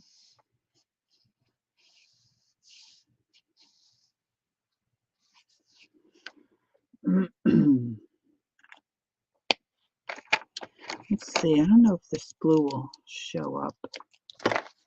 Like a cute little wizard. Should probably put some words on the.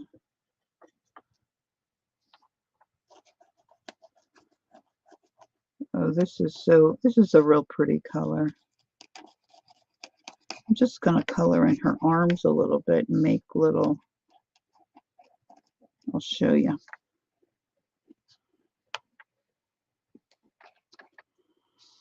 It's shimmery. I do like shimmer. How can we sleep through this? Oh, you're very kind. Probably can't see the shimmer. I would like to try to do a transfer. What did I pull out?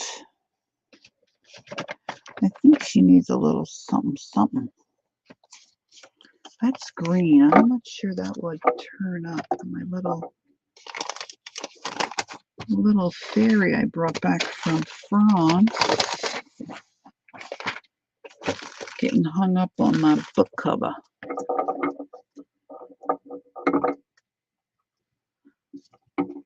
Sometimes when you hang ornaments and stuff, they always are like dangling in the wrong direction. I can't get that little girl to stay straight. All right, I think you could probably doodle around a lot of this stuff too, you know. And I was thinking my other girl, I could put a balloon, but maybe I should give this one a balloon. Somewhere in my stash, I have of the collage stuff. I have a hot air balloon that I pulled out. I'm going to see if I can do a transfer because I did this incorrectly yesterday. And I'm thinking I would like a little something extra up in here. Maybe a little bit down here.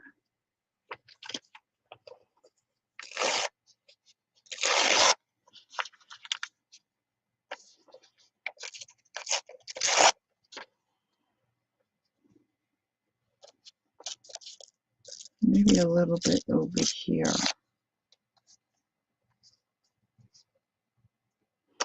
So I still have matte medium. So let me get my brush for that. Excuse my reach.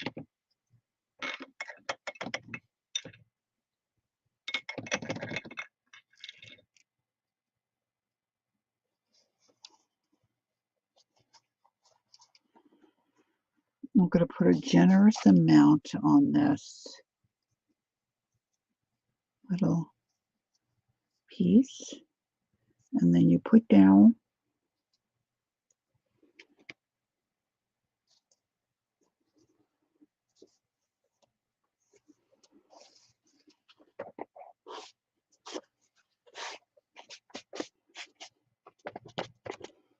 and then they said don't get the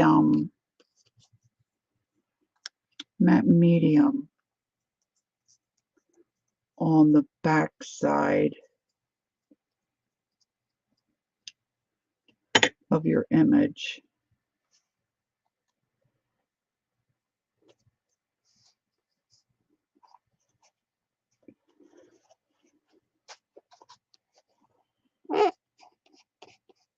Then you're supposed to leave it sit for a few minutes and then burnish it with a damp rag. I wonder what to do with my damp rag.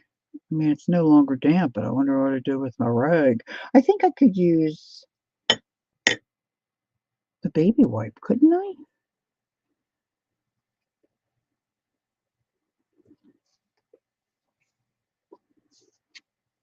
Yeah, see, I got some on the back of this one.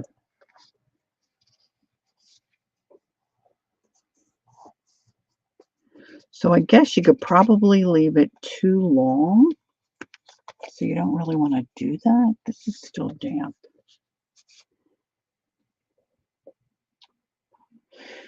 Okay, let's try. I'm gonna wet it a little bit.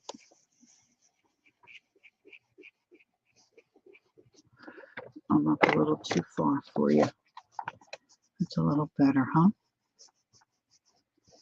So I think what you're trying to do,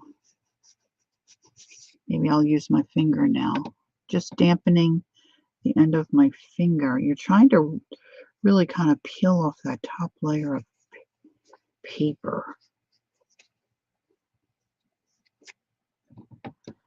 And they tell you to go in circular motions. Yeah, I think I'm taking everything up. Oh, fudge.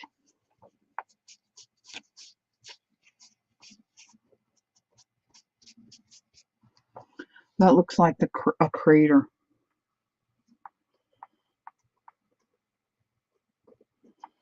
Epic fail. Mm.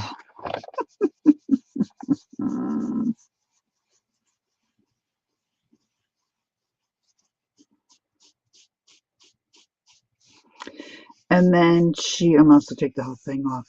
Oh, there's a little bit that's working. There's a little bit, a little bit, just a little bit of. How sad. All right, that did not work. Karen O'Brien also does tape transfers, which I didn't read how she does them. I've done them before, but it's been years, and I just absolutely have no memory of how I did it. None. Zero. Zip. So let's give this one down here a whirl.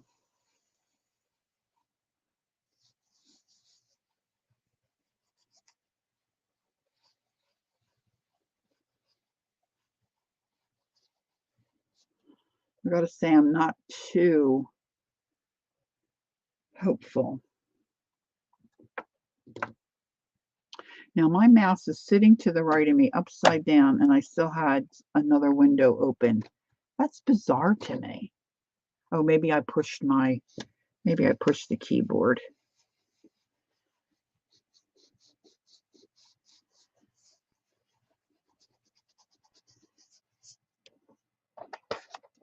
This isn't working either.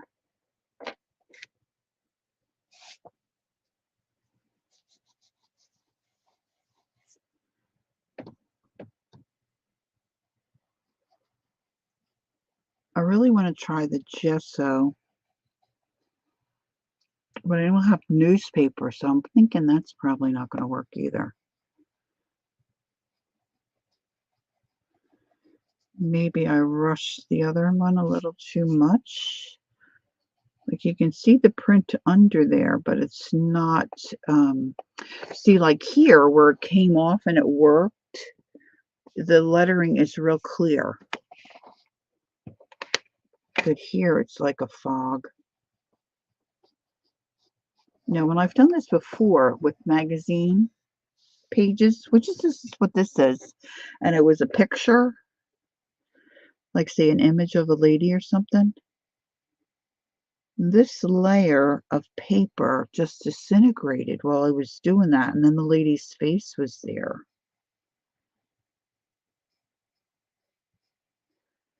It's kind of like what Diane did on that tea bag the other day at Lisa's. Well, she didn't do it there. She had done it previously, but she was showing us.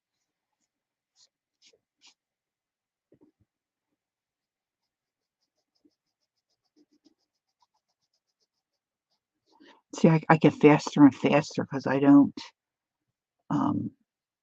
have patience for this kind of stuff.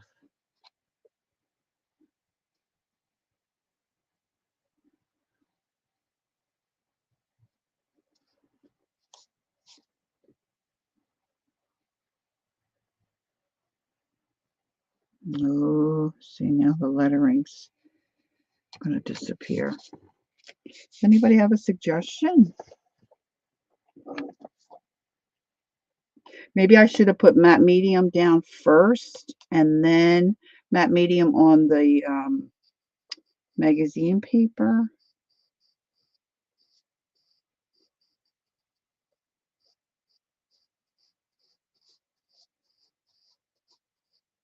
Yes, this isn't working either.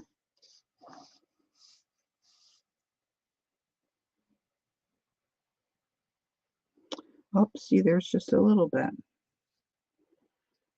Just a little tiny bit transferred.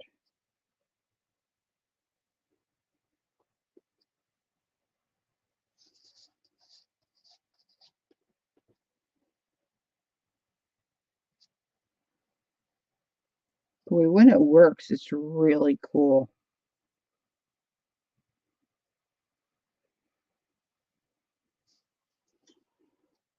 Of course, I could leave that little bit of paper on there, but it's kind of dark for the other colors I have going. Now, the other thing she had said, like, I don't know how she said it, Karen, if she said like a vintage magazine or if she said an old magazine, which, could have, if she said old, it could have a, double meaning. Like old, you don't want to use it anymore, but not vintage.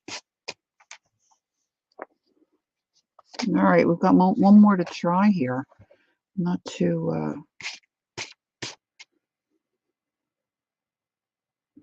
I'm not too hopeful.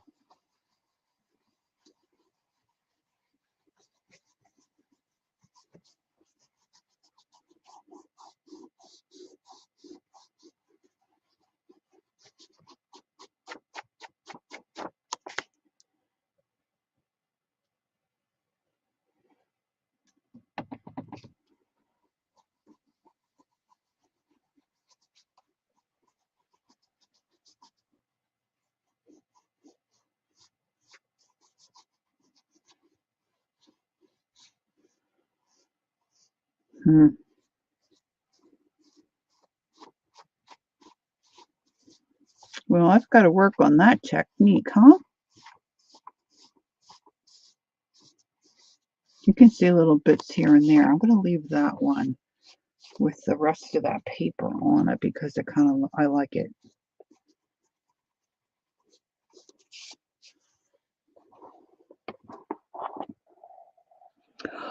All these papers for newspapers, Lori? No, I said that Kathleen said that she puts gesso down and then just puts newsprint on it and she can lift it. I don't have any newspaper. This is magazine that I put golden matte medium on the one side, put it down, burnished it, and to see if I can get the transfer. And I got a little bit there. A teeny tiny bit here. And this one, I'm just leaving the rest of the magazine on because it's really not transferring. Oh, you're welcome, next. But I want to try that even though I don't have newspaper. So let's just see. And I think my gesso probably is stinky. But of course, this is a white envelope, which doesn't help. Let me see if I can scoot this stuff off to the side somewhere.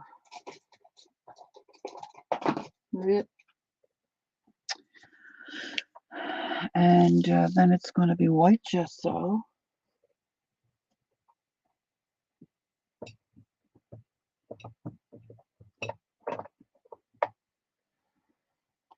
Oh, I don't have enough spaces for all my jazz. For all my jazz.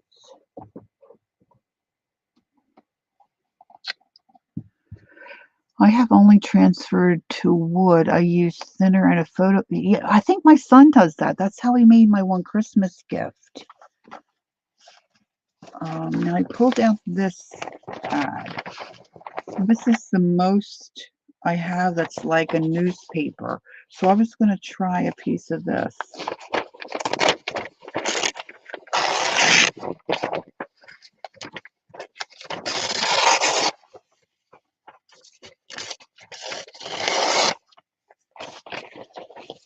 Probably not the same ink, so I'm not sure this is, hey Stacy, I'm not sure that this is going to work. I'm going to do the back because if I use this for anything, I'll probably glue this part down.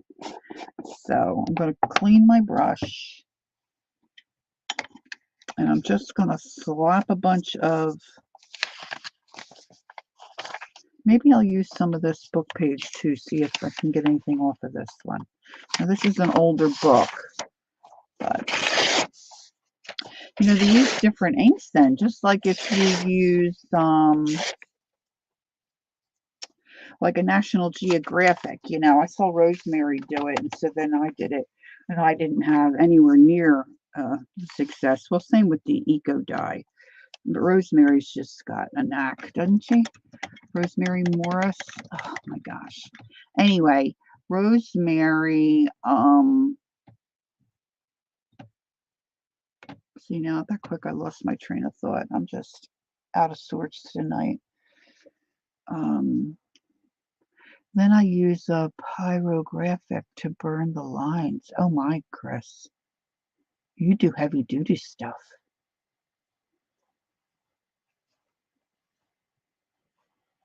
I forget what I was going to tell you that I saw Rosemary do. All right, so I just want this part of the words.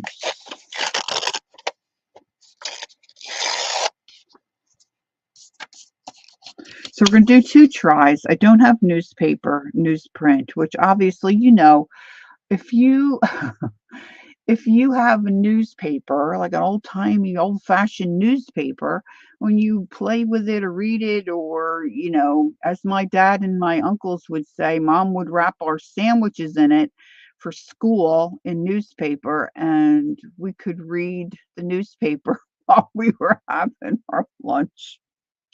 But, you know, it's that kind of ink. Oh, I know, I was going to say about Rosemary. She, oh my gosh, it just keeps going out of my head.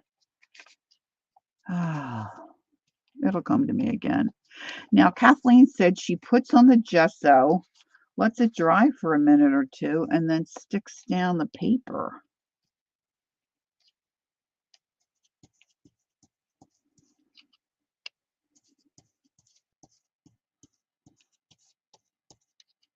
So I'm just using the back of this bag. We'll see what happens.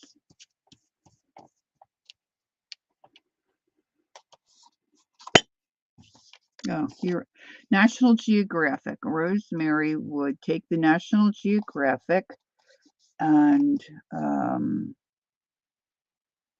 Citrusolve, paint it on the pages, and then smack pages together and smush them around, and all the colors and the ink would blend. But it had to be an older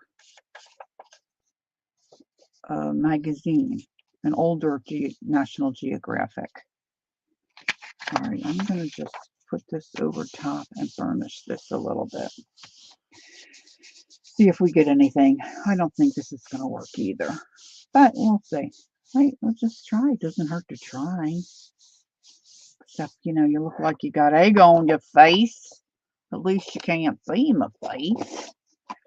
And then after this, let's see what time it is. I see some people have scooted out. It looks like probably, I would think Barb Owen is on. And I might just sketch a few little faces in my new little thingamajiggy. Now, I don't remember if Kathleen said how long she left it sit on. But you know, I guess I have to go to a newsstand.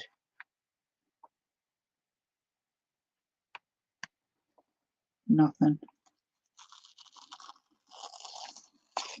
Nothing. Nothing for the book page. This was the ad.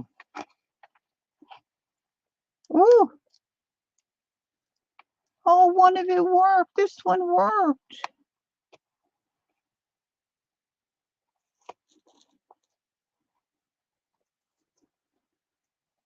So some of it worked. I probably waited too long to get this up. Good tip, Kathleen. Cool beans. Let me see if I can get.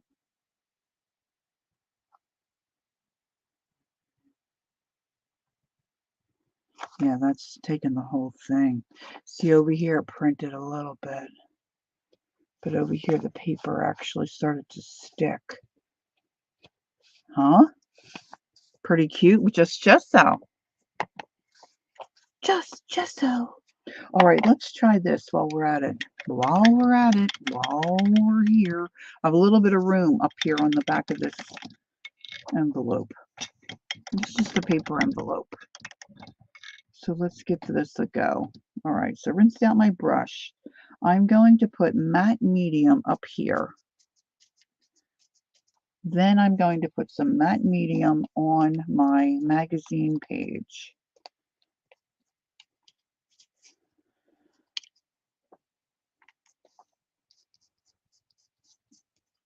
And put that down.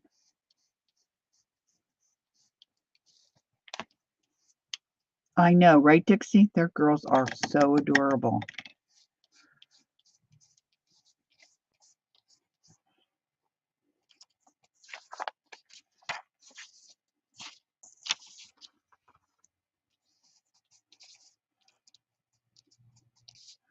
See, and some of it might have to do with how long you leave it actually sit and develop. But see, when I did it on my project page,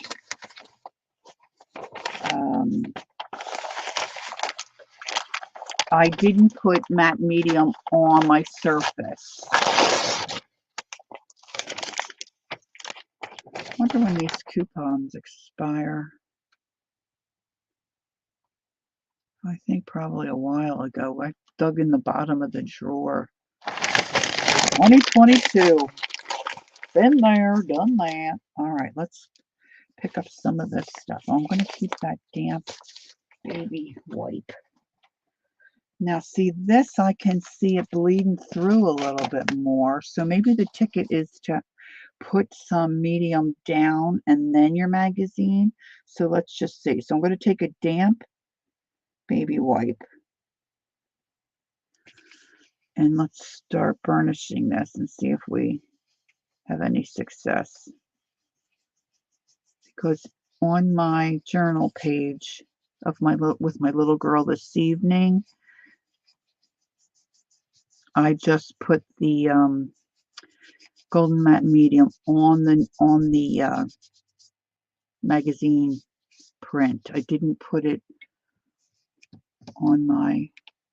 Well, there you go, Kathy. The reason to get the Sunday paper. You'd only have to buy one. It'd be a lifetime supply, huh?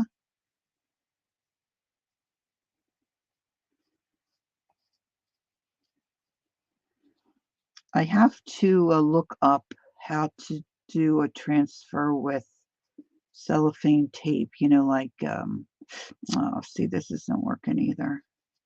So I'm doing something wrong. I know Aunt Becca's done this and has been successful. Has anybody else? Probably Janice has done it.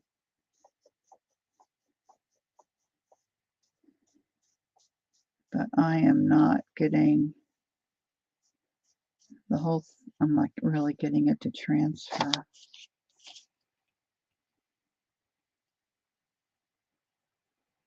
Yeah, see, it's just not, there's a couple of words that transferred. See, this is irritating to me. This should work. I mean, because that's what these girls have done and it worked for them. Why is it, am I, maybe I'm too much of a masher. I am a masher. But see, if you got a newspaper and that works, boy, that was a lot easier.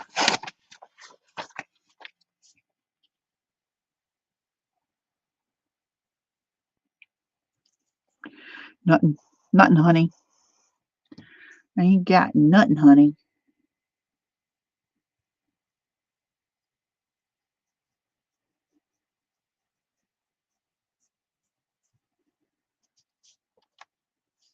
It's not even really sticking.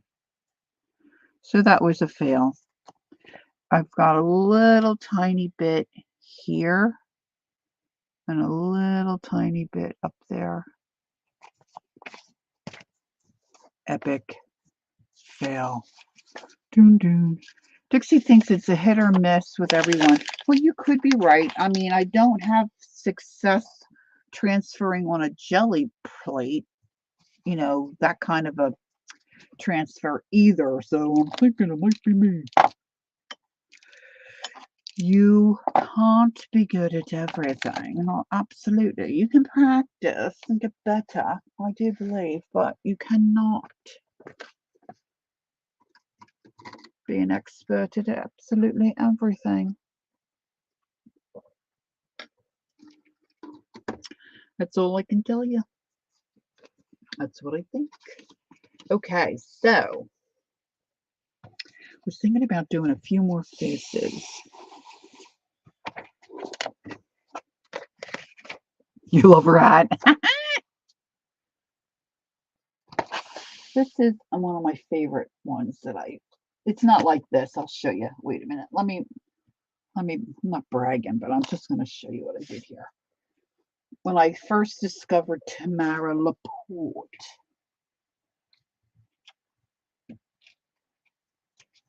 and I think she has changed what she does a lot now. I don't know that it's so much,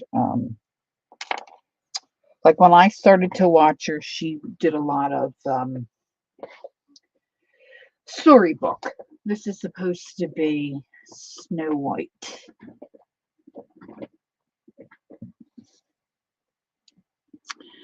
And so this was my rendition of her process. And she uses a lot of, she uses paint and watercolor all together, ink on the lips. I mean, I bought this ink, Amsterdam, number 318, just so I could do the lips on, so I have a journal where I have quite a few done in this style. I just had it in my hand. What to do with it? Oh, there it is.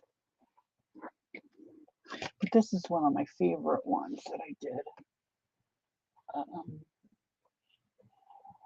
I've got two journals. But they're so fun to do. If you get a chance to watch Tamara Laporte. You did the life book? Yeah, I haven't done that because it's not all her, right? It's different, and I'm sure they're all good.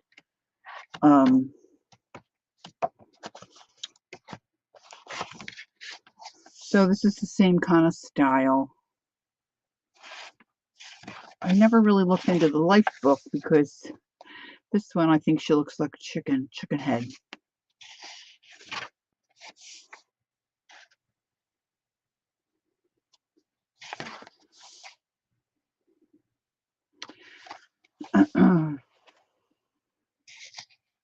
It was awesome. But it's different artists, right, Shannon? Like it's not all Tam. But they do, what do they do? All different styles, and then like what they give you like homework? Yes, Dixie, willowing art. Or maybe she just does willowing. I think it used to be willowing art. But this is inspired by Tam. She does like a city all like in one shade.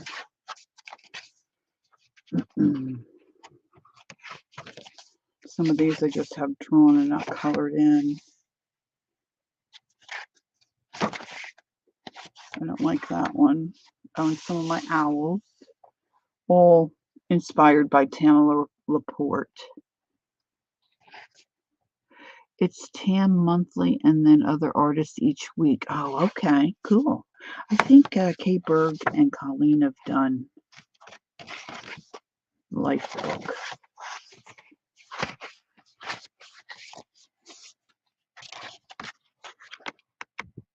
I think that's it for that one. Now this one, I saw somebody make, I think it was Tam, make her own book. You know, where you make your signatures and you stitch it yourself. And then I use the, I cut the back of a, you know, the backs of some of those watercolor tablets and stuff. It's cheap for what you get. You think it's a good deal? Well, I guess I should look into it sometime. I got enough on my plate right now, but maybe in a little while or something. I don't do hair very well. So a lot of these, my people don't have, my peeps don't have hair.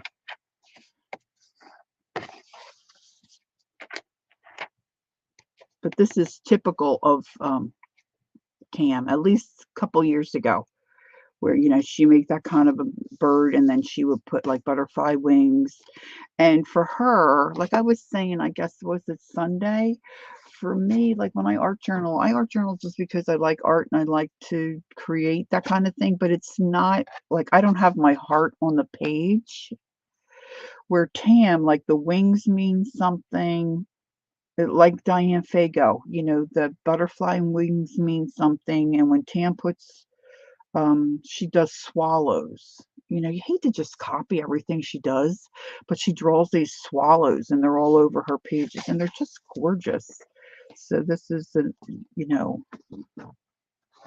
put this again in a journal, a little bit different, but it's the same. Snow White. I mean, sometimes I do write little messages, but it's not like, I don't know. I'm just not very deep. I got to tell you, I just, I'm not, live on the ground floor. Life is tweet, just goofy stuff. Tam does elephants and animals. Hey there, Kelly. Kelly, we were talking about you. You have to tell me how to pronounce your last name, kid, because I didn't attempt. This, I did gesso. I don't have a newspaper, but we tried your gesso down and then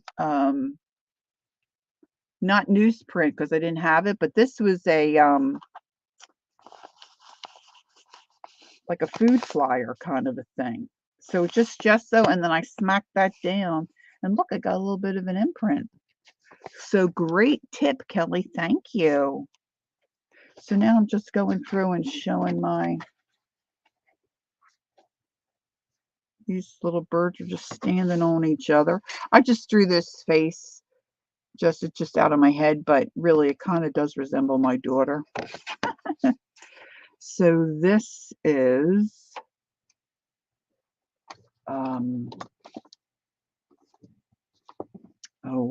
what's her name? Maleficent. When my son was in second grade, he was in the play and he was the bird. And I made his costume. Black sweatshirt with feathers all over. Lori, I think whether or not it transfers depends on the paper. Yeah, you could be right, because but I do think some of it was me. I might be over anxious with rubbing it, but I'm going to have to get my hands on some newspaper.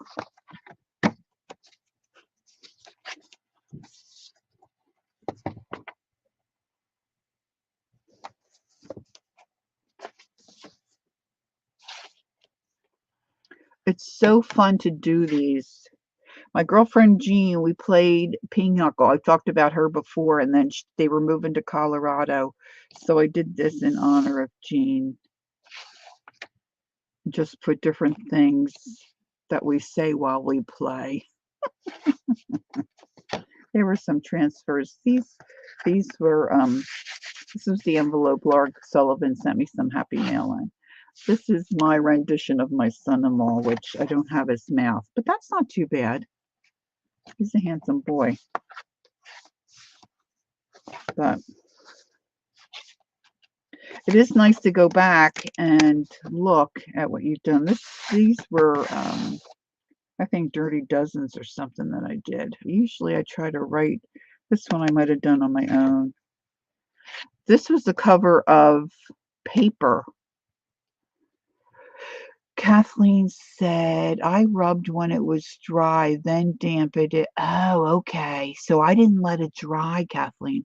I wasn't sure whether you had put it down and then peeled it off fairly quickly. Okay, so anybody that was here and we tried the gesso, and then I said that Kathleen recommended newsprint. Thank you, Stacy. She let it dry and then she dampened it and peeled it off, and she was able to get the print. So you might want to try that or keep that in mind if you try that. But these were on a cover of a tablet of paper, and I just like them, so drew them. I've drawn those a couple of times. Yeah, this was Pick 12 with Murray, November of 2020. Today it wouldn't. Oh, you tried it today. It wouldn't work on scrapbook paper. This was a Dirty Dozen with Murray in August of 2020. This was a pick. This was a Dirty Dozen or something too, but I don't have it written in there.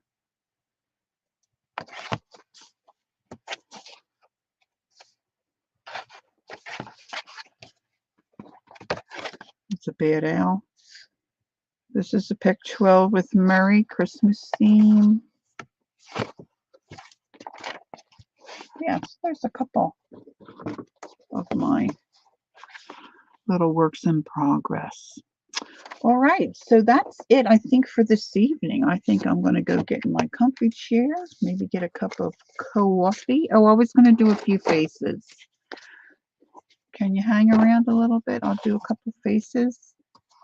There's some good shapes. So Karen O'Brien recommends that you get yourself a stack of 100 index cards. She recommends 4x6. I had the 3x5s. So mine are just, smaller scale. And apparently she uses a pen. I'm using pencil. I just like the shade. And so that's supposed to be a leaf.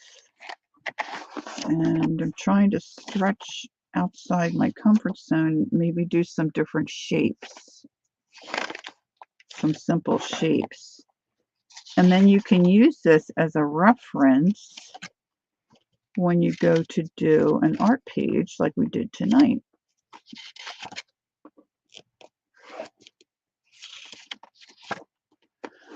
So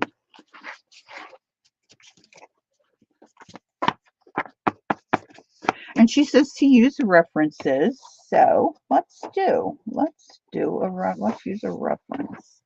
Let's see if I can mimic her. Now mine's going to be a lot smaller, of course. And I'm using pencil because I like pencil. So let's see.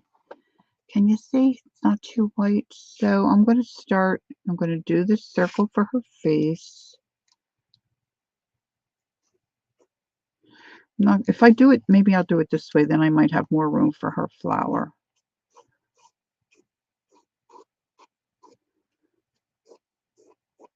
Circle for her face, you can't see. I'm not doing it real dark. And I did the little circle for that flower, and then I'm going to put my petals in.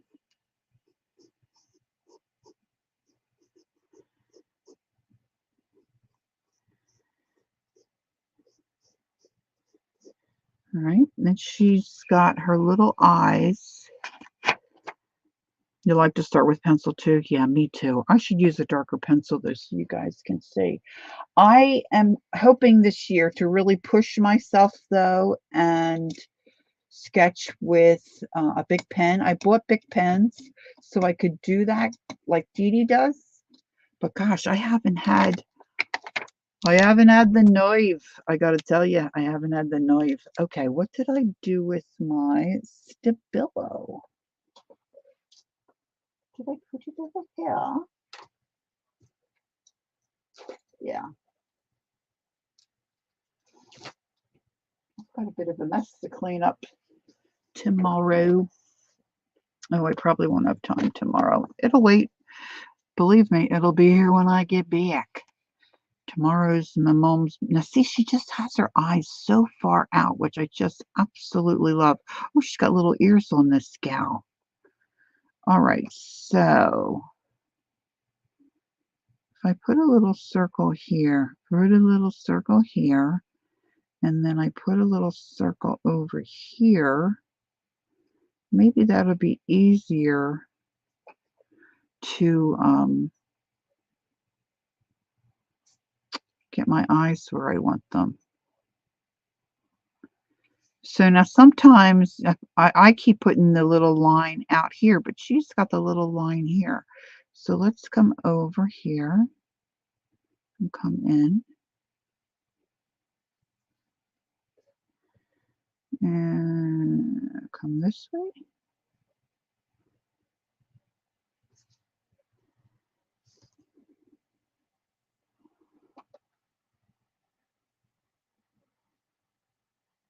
Oh, you're brave. I'm going to try to switch over.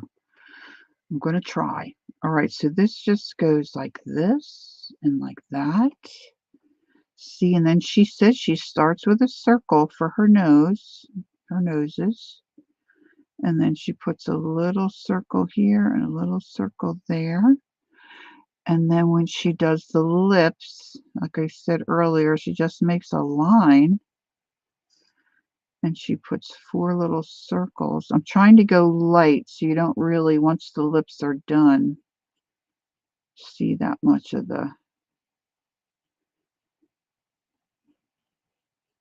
those little circles. See, she's got a little indent up there, and then it comes around this way.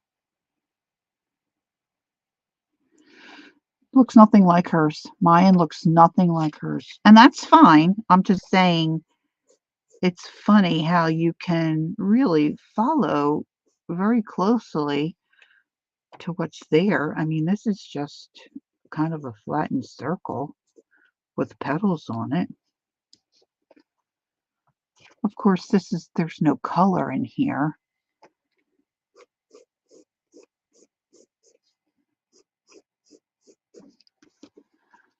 Her face is a lot rounder. I don't know if any of you realize, but if you put it upside down, a lot of times you can see the shape better.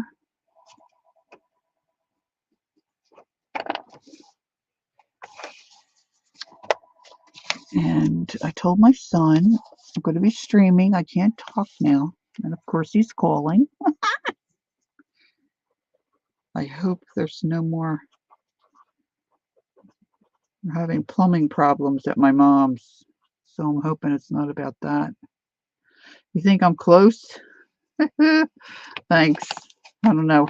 Her eyes my eyes are too round. Her eyes are more, I just love the little sad eye look, really. Maybe if I spread my pupil out and don't go down as deep, it might be. She has a larger forehead. Oh, that's true too. Good eye, Leah. That's a good catch.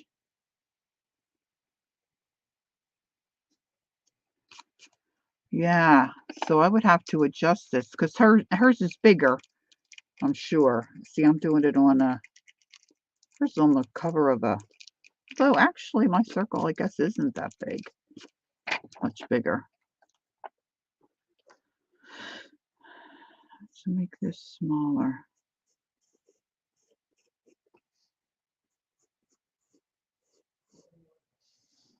But, you know, these are so fun, though. They really are fun. And then you can come up with different shapes, or you might see something throughout your day. You know, like Karen O'Brien said. And then if you leave some of your cards at different places in your home, and if you think of something or you see something, you know, it's a fun book. It really is a fun book. And then once you get in there and start really looking at what's in there and some of her ideas, and I mean, there's still tons of stuff for me to work on in there. Well, I lasted longer than I thought I would this evening because I really felt beat up when I got out to my desk today. I'm feeling a little better now. But I did take my medicine, so that is always a help for sure of making a file. Yeah, right, Leah? That is a great idea. So, and I usually just do eyes. I don't so much do faces. So this is good for me. Yeah, yeah. And I just love that, book print background and so many of them. And just the different shaped bodies and stuff. I mean, look how cute he was. I was thinking about doing this one today. This is a mask where she just takes, see, Kath, the body shape. I thought maybe you had did the mask where she just draws a shape and then cuts it out, makes like her own stencil. But when I look through my different collage pages or painting papers, none of them were really light. I didn't think I would be able to. But I'm going to do this one for sure.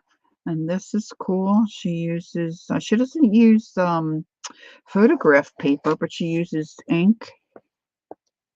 And she uses watercolor paper and gesso, and she gets the ink to move.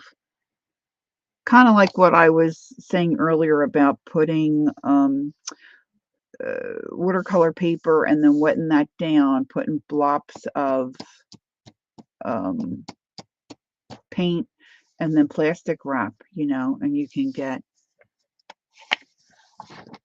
yeah, right? Looks like little bunny ears. Adorable. Just absolutely adorable, in my opinion. I love him. Look, holding the little flower. Look how sad his little eyes are. Just love it. That bee is amazing. Can you see that bee? So much art. This she did, like Dee Dee's always saying, mind mapping to generate creative ideas. So she put here once upon a time, topic Princess in the Pea, and then she mind mapped and she came up with mushrooms. I guess he's supposed to be the pea poking her. Look how sweet her little face is. Love it. Look at page 78. Okay. Aw. Yeah, this is where she draws a round shape, and then I think she says 3 lines, doesn't she, Kimberly? And then you take those 3 lines and make a shape.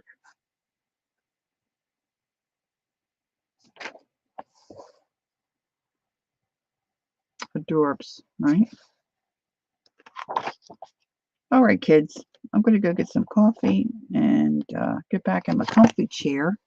So I will see you all again, I hope, on Thursday. If not before, in someone else's chat. And thanks for coming and being here with me. I appreciate it very much. I feel a lot better, but